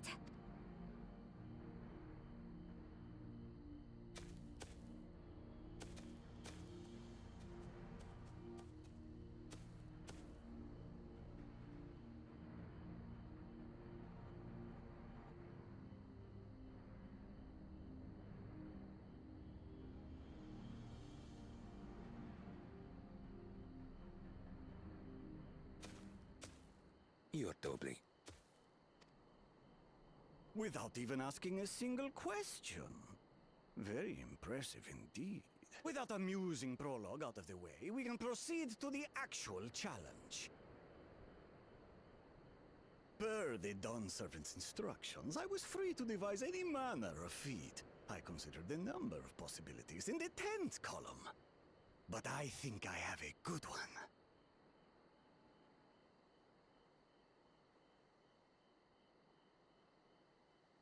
You must go forth and capture for me an alpaca. Oh dear.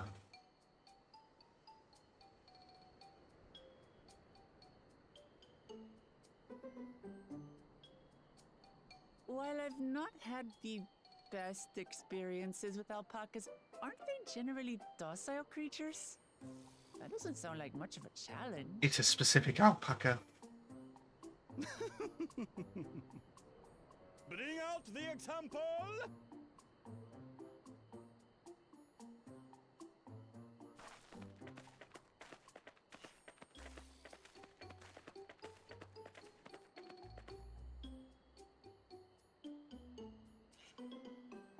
This is a special kind of alpaca. Would you please approach the animal, Third Promise? Who? Me? Well, it should stay calm if I stay calm, right? That's what Erinville said.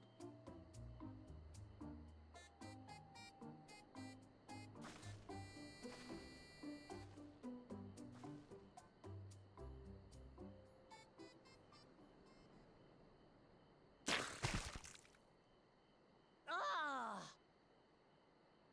The little monster spat on me! Ah, oh, that stinks. I can't.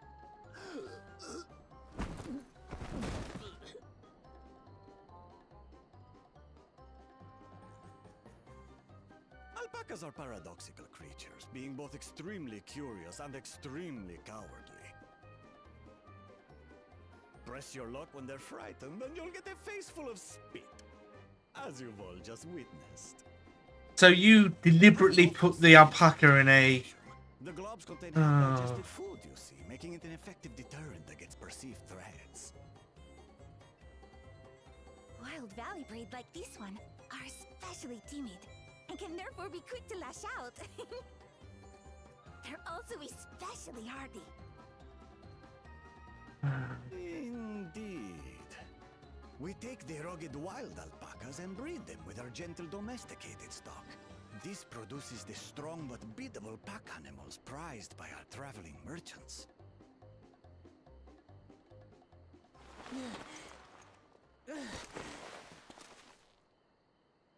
That's all well and good, but did I need to bathe an alpaca spit for you to make your point? So, the task is to catch a wild alpaca. That is correct. But be warned that it is a feat easier said than done. I suggest you prepare well before you enter the valley where the creatures dwell. And by you, I mean the claimants only. Allies are not permitted to assist with the catching. Oh dear. The alpacas will help me judge which of you is worthy of receiving a keystone.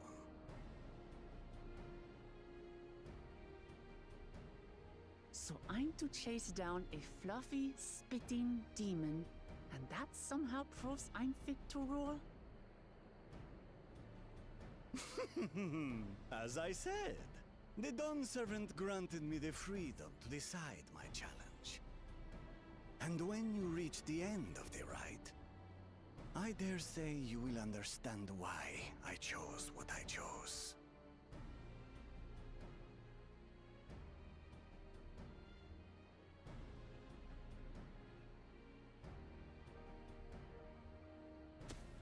Very well.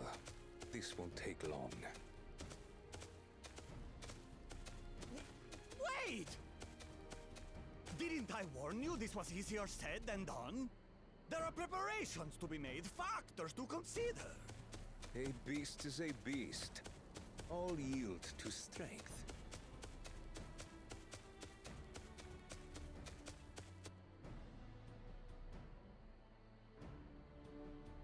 So far, this experience has done absolutely nothing to improve my opinion of alpacas.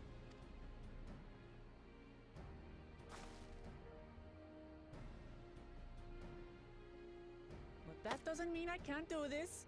Revolting spit aside, they're just another animal.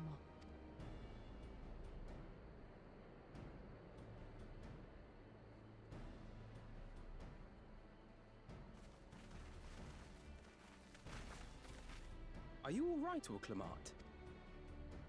The third promise does not... Scream, in other words. Eredville, come on.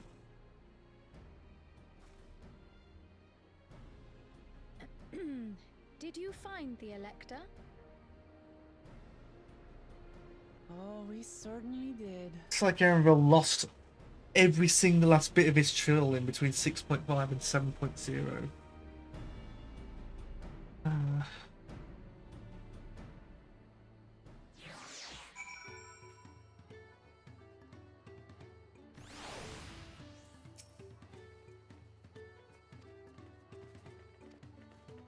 No!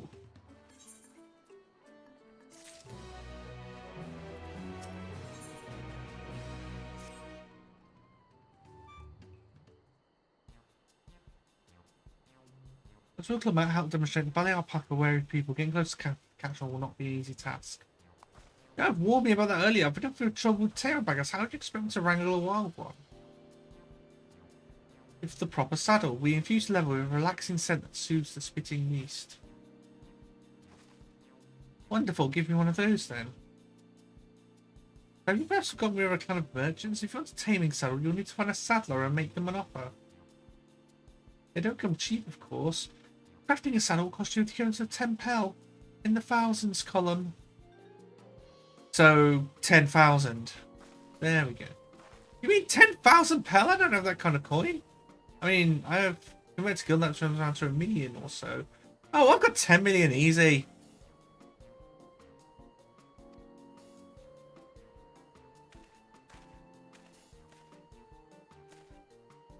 In that case,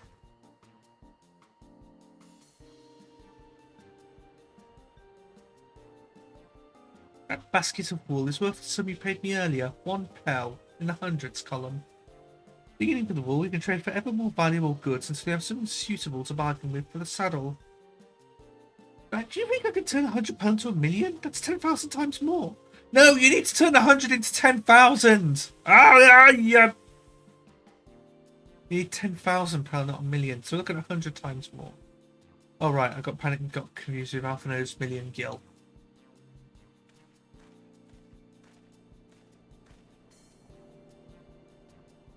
I'm not so sure about this trading idea. You were almost talked into buying a cloak you didn't even need moments after you arrived. Well, I just hated you and you're right. Then help me help you with your deal making. Oh, hello again, Marblu. I work in Ragnar, but it's a lot about the peddler profession.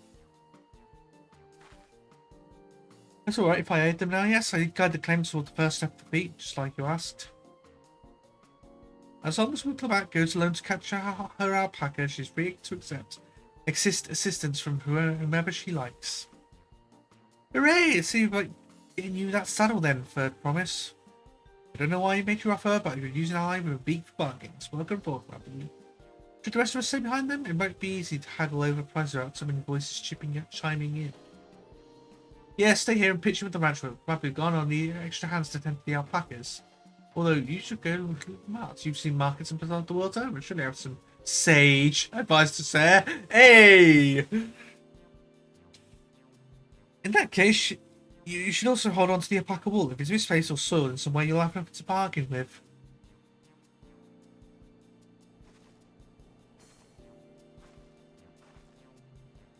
Ooh, I'd do such a thing, but I'll leave the wool with him anyway. Better to keep me hands free.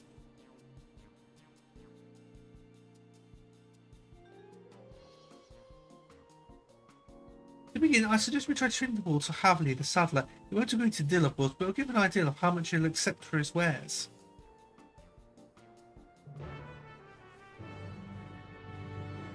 Oh, it's that paperclip trading thing, isn't it?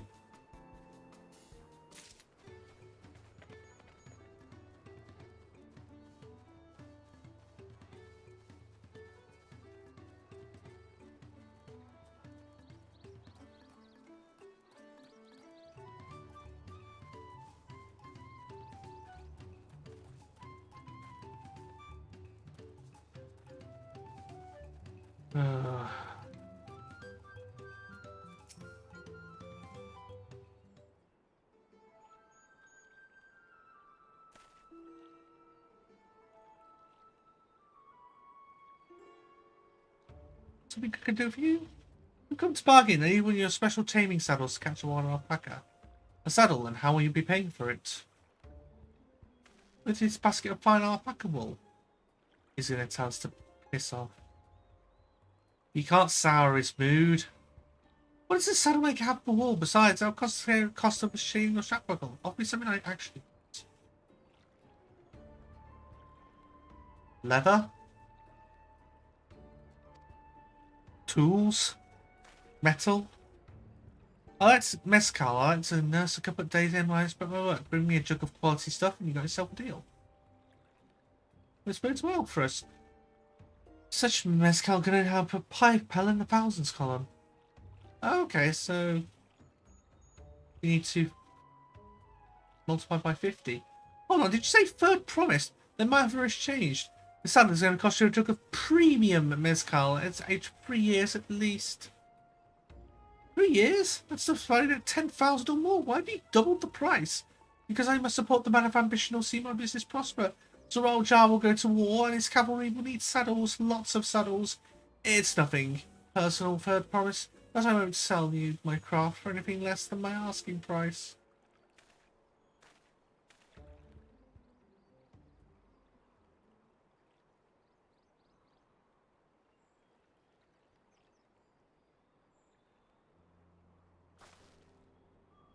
Can't say that I blame him. I'm known for championing peace, and peace is unlikely to bring in more customers. Those are our grandparents' generation. Remember the dark days when their clans were at war. Many of these Pelu pray for your victory, diplomat. The young ones, though, to them strife and blood are as children's stories.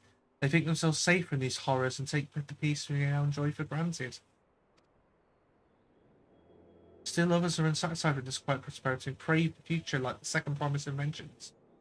They've become obsessed with inventing innovations like the dirigibles that made trade swift and easy. Then you have those like Havli convinced that the first promise's plans conquest will afford them opportunities for great profit. Even in fantasy, the military industrial complex rules supreme. What about you? Aren't you of the younger generation than you? Or too younger than me, I'd say. Oh, I was raised on the old tales. I remember as a council it's like when the Yokwei ruled our village. That's why I offered to help. I want you to become Dawntrail to keep our nation from going back to the way it was. Well then, I guess I better make sure I win the contest. But the type of mezcal Saddlemaker wants is so very expensive. Well, we'll be expected to need 10,000 pel from the outset. Nothing's changed, we just need to get on with it. I may not have a head for trade or the stomach for alpacas, but I won't give up with a piece of to the UI on the line. Then neither will I. We will make you Dawn Servant. Aiming for that 10,000 pel jug right away will only bring us value and frustration. So first let's try exchangeable for anything even a touch more valuable. The trick is to find someone else who needs alpaca wool and is willing to trade at a loss to acquire it. Someone who supports your bid for the throne, for instance. Oh.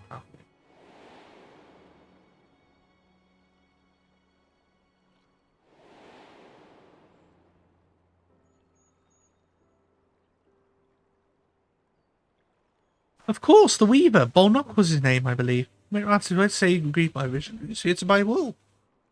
I think I remember the direction he was going, but for now, let's head back to the road where we first checked it. I am not used to talking this much.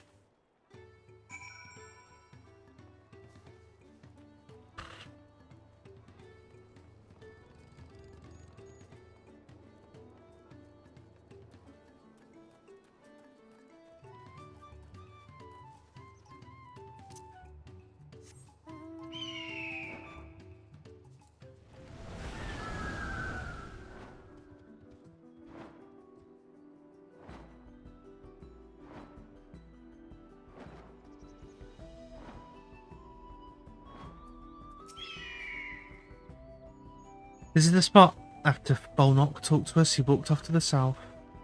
Then he was probably going to go to Ivakulo's inn. Most visitors to Wachumpelo end up staying there. Let's go and check, shall we?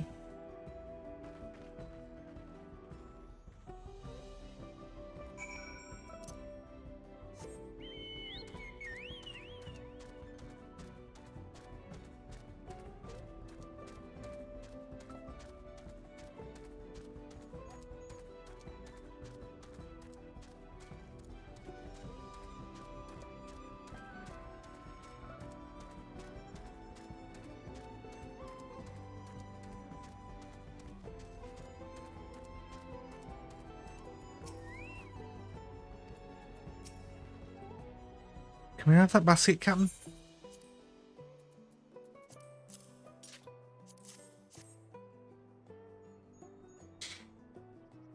Thanks, Sam. Let's see if we can turn a profit.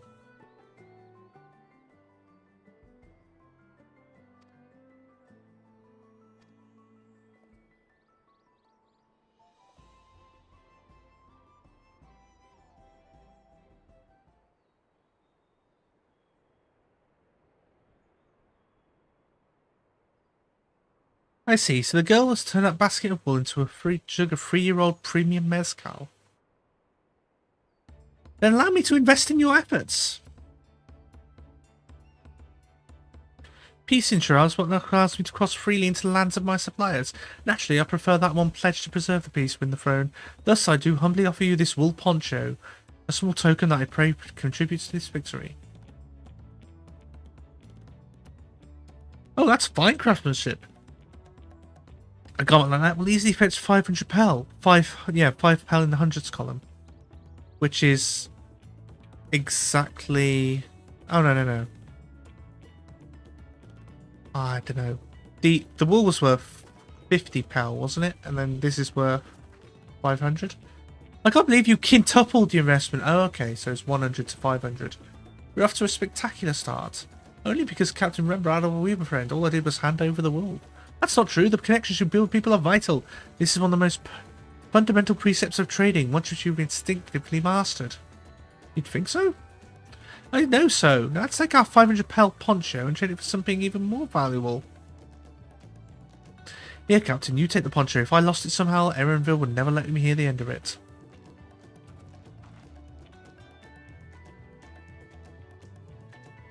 All set. Our next deal is waiting to be found.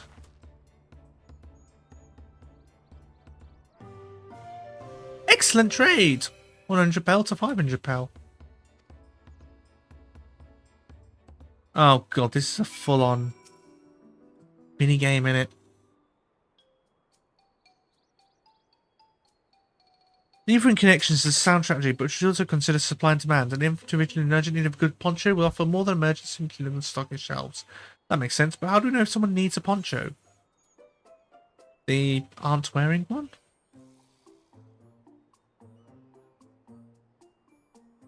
That's the obvious answer, isn't it? We look for a person without a poncho and hope they're eager to buy ours. Yes, there you go. We find the demand for our supply. So where should we begin for our search of prospective buyers? There are any number of places, but we could do worse than starting right here at the inn. They may be interested travellers. Who needs a poncho? Lots of Mamulja hardly wear anything to begin with. They're probably Landsguard or sellswords. Mamulja, who soldier for a living, bred from not to wear much above the waist. It hampers their movement. So even though they're bare shoulders, Mamulja carrying arms can be struck off the list.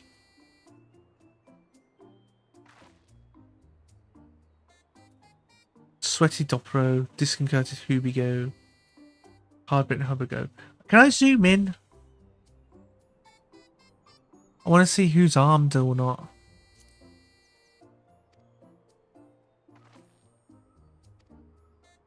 There's a sword on that guy. Hang on, let me just get him in a bit. Ow! Ow, my arm. He's got a poncho anyway. Is that a sword on him? And he's sweaty, so he wouldn't need a poncho. Disconcerted Hubigo. Nothing here, and he doesn't seem to have any weapons. Okay, let's try him. Let's see, no critical cloak, but also no weapon. Oh, we might have a winner. Ow. Oh there, bold friend. You're not a mercenary by trade, right? I was curious about your bold lack of dress, or lack thereof. Oh, no choice of mine. I was attacked by waste and barely slipped my scales intact. My coat was not so lucky. I'm actually a toolmaker from Tuliolal and was quite smartly. All better to show the Pelu I am a man who takes pride in his appearance and for his work as well. But now look at me. Oh, sir, this is your lucky day. We're looking to sell this. 500 pel. This will be a splendid poncho. This will be perfect replacement for the coat I lost. We've been part of it. It's one of your fine tools, perhaps. What about this hatchet? I crafted it myself and will vouch for its quality.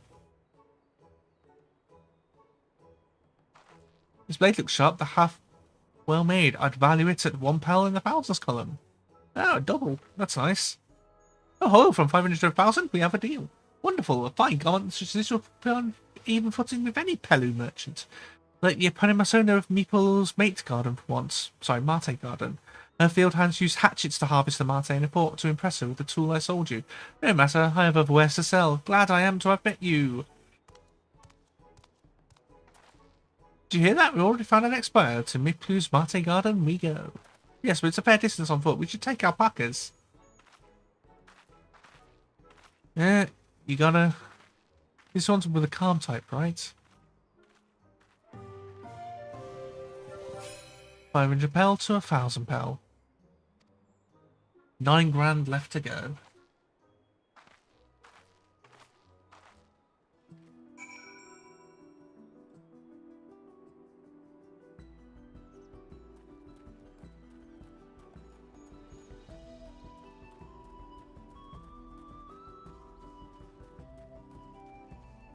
Hey, Mabaloo. Well done recognizing that toolmaker as a potential customer. If you hadn't mind to change professions, you'd make an excellent merchant. Complete. And Red Mage. Quit our ship.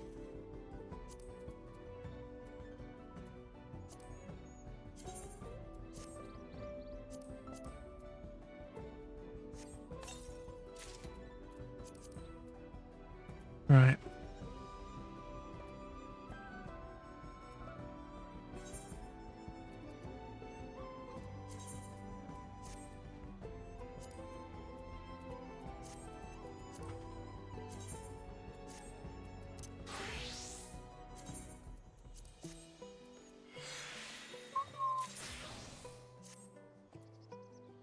Gotta get a very slight head start. Any way I can. Right.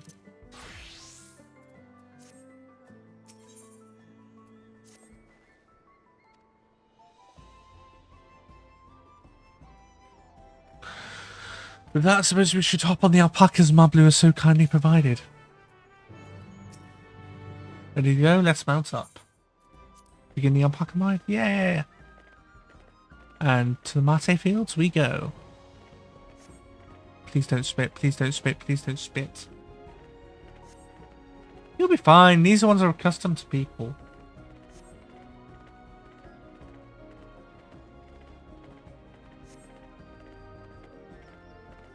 You have a knack for riding, no matter what you say. Without our pack events, we Pelu would have never become travel merchants. Can you imagine foot slogging all the way across Tural?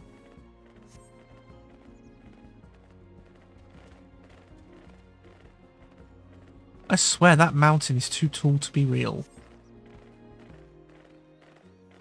Was Warkor Zormor? Wasn't that the name? A forbidding sight, isn't it? One just never appreciated up close. Ah, so that's where the heaven on high thing is going to be.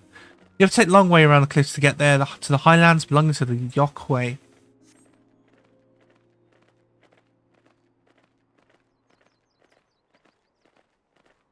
So, Mablu, you said you were learning about the peddler profession. You don't care much for ranch work?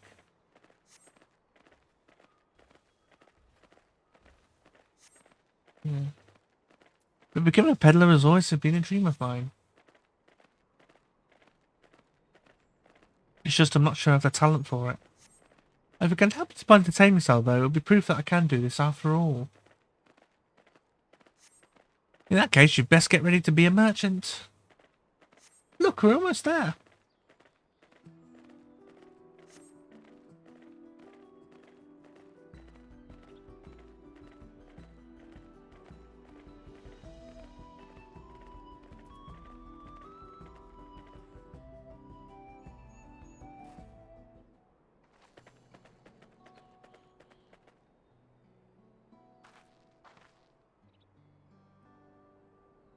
We made it, and not without a single smelly incident.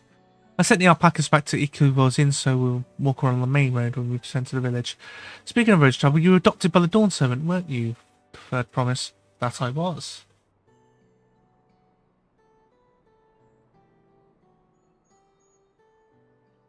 Then perhaps you understand, I was an orphan too, actually. All of them? Yes, everyone works hard their chores, grateful for the opportunity to pay the head ledger's generosity. Yet here I am, the only one wanting to go off and be a merchant.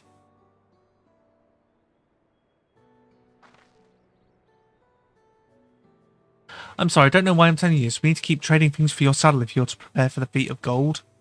As it's Mate harvesting season, they can't have too many quality hatchets. Add that to Wooklamat's way of people and we should have no trouble making ourselves a deal. That's me, Blue, over there. Pass the hatchet to the third promise and let's get Bert to bargaining.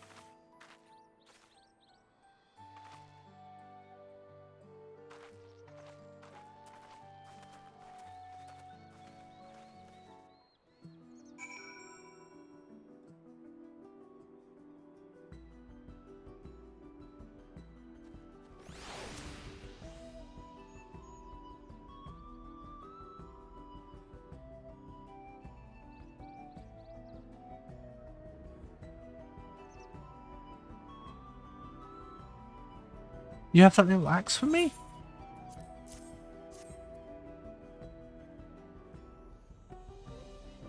Thanks, now let's see what we can get for it.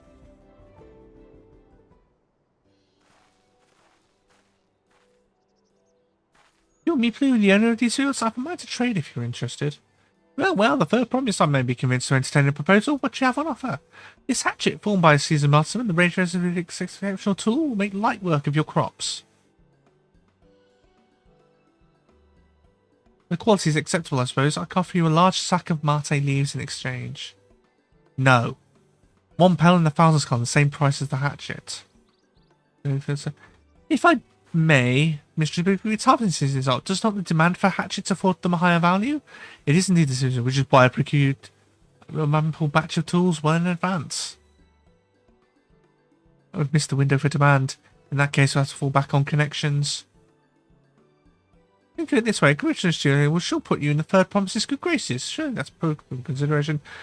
I do not wish to give offence, but I must tell you that I stand with the second promise. His innovations will improve every layer aspect of our lives, including farming, and we will no longer have need of hatchets. I assure you I have nothing but advice. That's why I am prepared to purchase a spare hatchet at a fair price. I suppose it is fair given your reasons, but we ourselves will no better off for the transaction. How about this then? If we were to help bring in your harvest, would you give us a better deal? As a matter of fact, I would. Until Quina's reforms come out, I can always use more hands in the fields. Then you can go ahead and add our labour to the bargain. Add value to tip the scales. How can I have forgotten one of the most basic rules of trading? You can rest here if you like, my blue. Captain and I have mate together. Oh no, I'm helping too. Off to the fields then and make you pick the healthy leaves. I'll take 5 good bundles from each of you.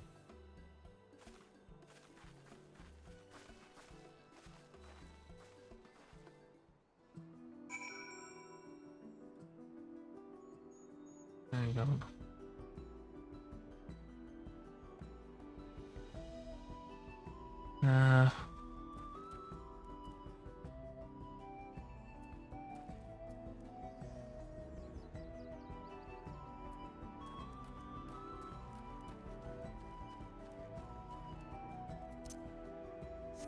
Here we go.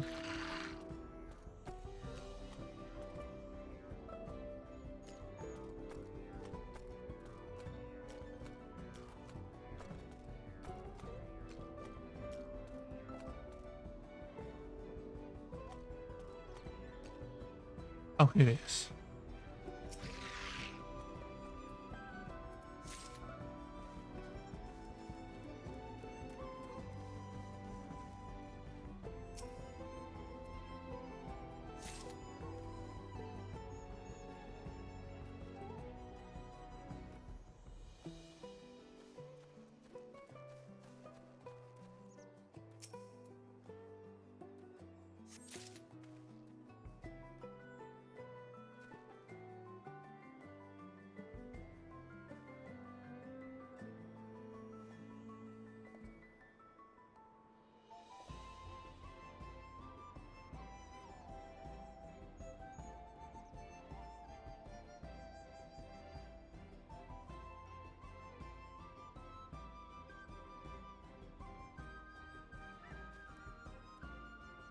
Hang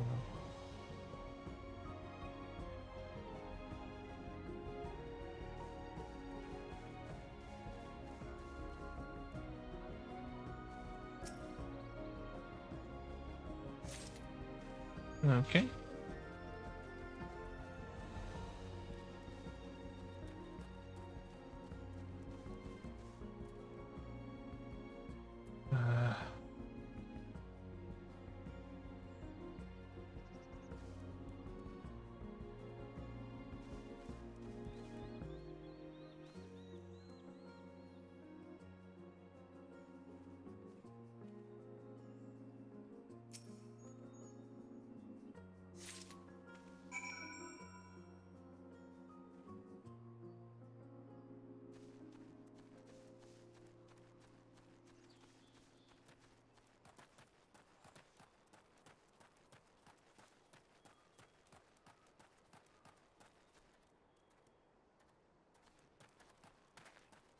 Okay. How long have I been?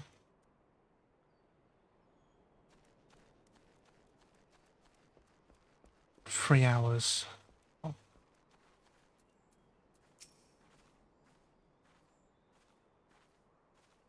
You brought me some leaves then?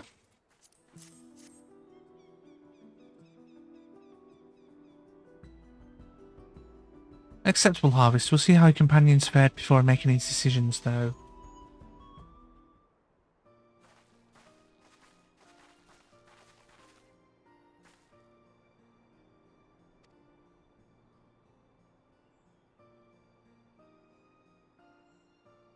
It's more than enough to hold up your end of the bargain.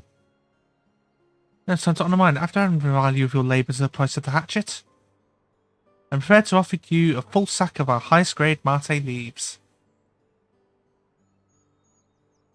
Premium mate. Bought at the shop. One sack of those will cost less than £5 in the thousands column. £5,000. Ooh. Then we can bid farewell to this hatchet.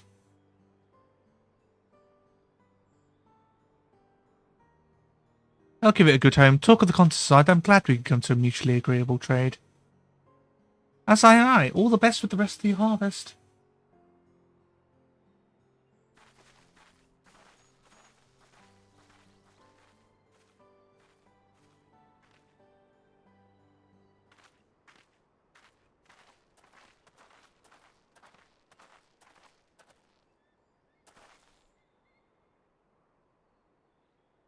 Mabu, what's wrong? I was saying before, even after everything Toby's done for me, I'm planning to abandon all and commend the merchant. Then I need your help after getting a basic rule of trade. How can I expect Toby to accept my decision then? Have you mentioned your plans to leave?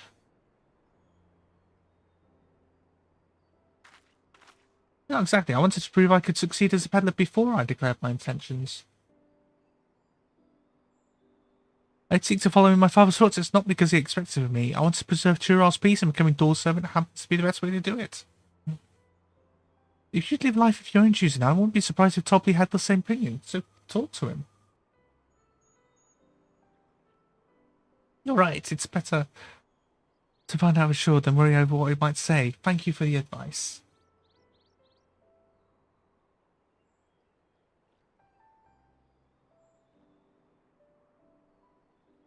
But first we have a saddle to buy. I want that success under my belt so I can be sure of my decision. What's next then? Will I try and trade our tea leaves for something halfway to £10,000? No, I think we're close enough now. I say we go straight for the premium mezcal. Bargain our way into double the value, eh? Think you can do it? Trust me, I will make this trade work. I admire you, Third Promise. That you're holding your own such strong competition for the throne is inspiring.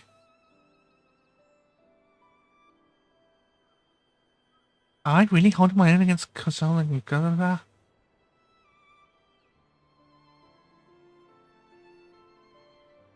I mean, of course I am. I'm Book Lamat of the Dawn's Promise, after all.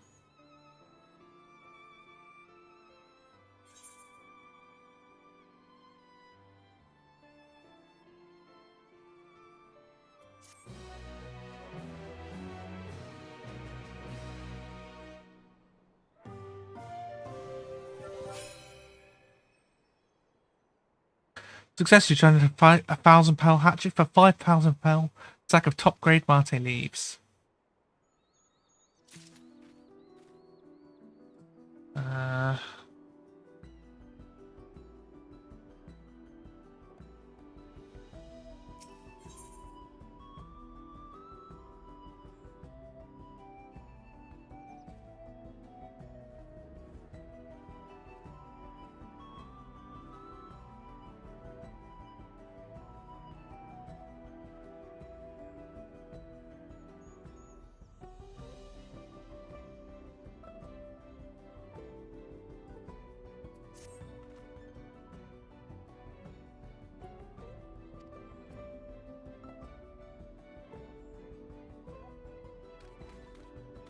Really then, our next stop is the Mezcal Distillery.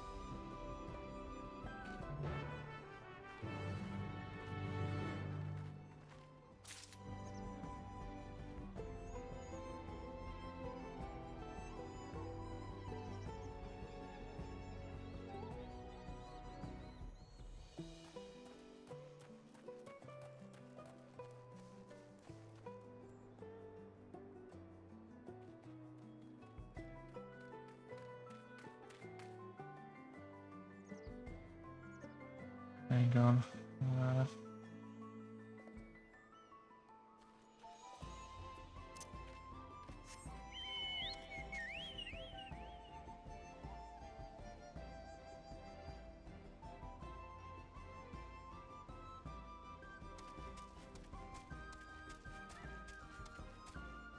Hey! Oh shit! And no to cactuar. I was gonna say, is that cactuar? I was like, oh shit, and then it got me. Something needles.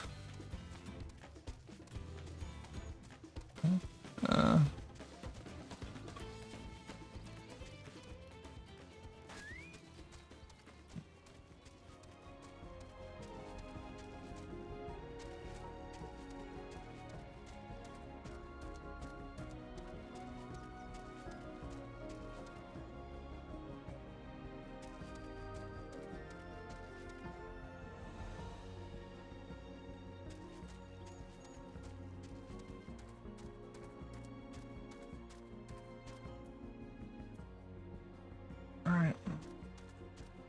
Speak with Blue at the Mezcal Distillery.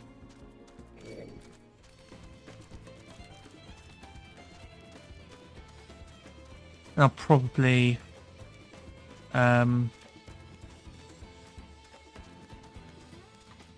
do the talk and then bring it back. I don't know what I'm saying.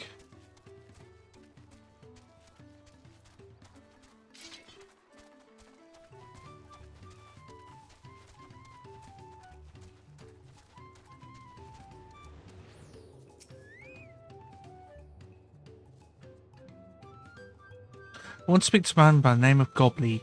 Even among his fellow distillers, he's regarded as a master of the craft.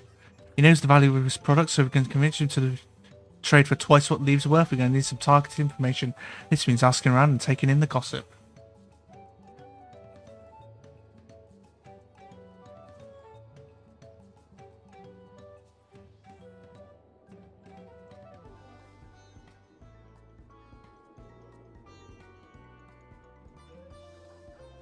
You could talk to people in the distillery. Captain, perhaps Lamont as could do the same as with the entrance. I mean, while I head to the north side and see what I can learn. Yeah.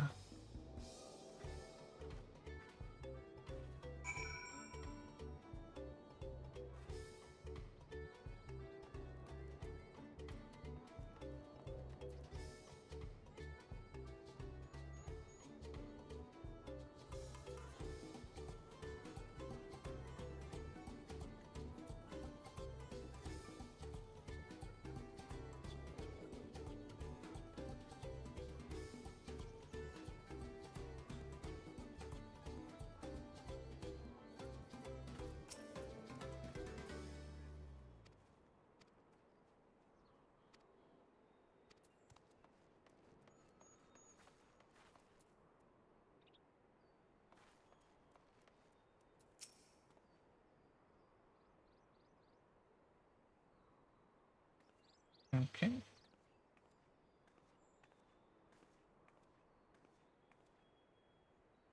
Goblin might have a deft hand at this, but has got no system when it comes to appearances.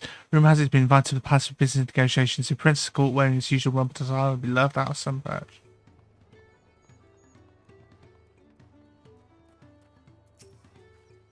Much I can say about Goblin, but I can tell you what he's been saying. Muttering about monsters crawling around Algarve drawers. That's what filled where they gather the ingredients for the mezcal. Their presence has made it harder to produce said ingredients and thus driven up the price of his product. A boon, so I argue, but it's hard to celebrate when it affects the work as it does. Can't rightly bring joy to people who can't make the thing they love.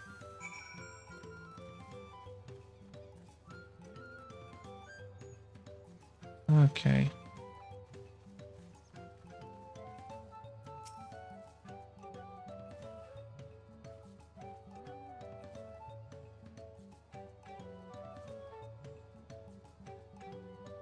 So what did you find out? Oh. We can make use of all those tidbits. That could be good sales. I found out where he was working. There's a millstone at the top of the slope eventually. You go on ahead and I'll bring out Woot Lamont. Yeah. It's up there. Yeah, I am really tired now, so I'm probably gonna end it here. So yeah, I'll be back tomorrow, hopefully doing the same thing. But until then, I hope you have a wonderful rest of your day wherever you are in the world, and I shall see you soon. Ta-ra for now.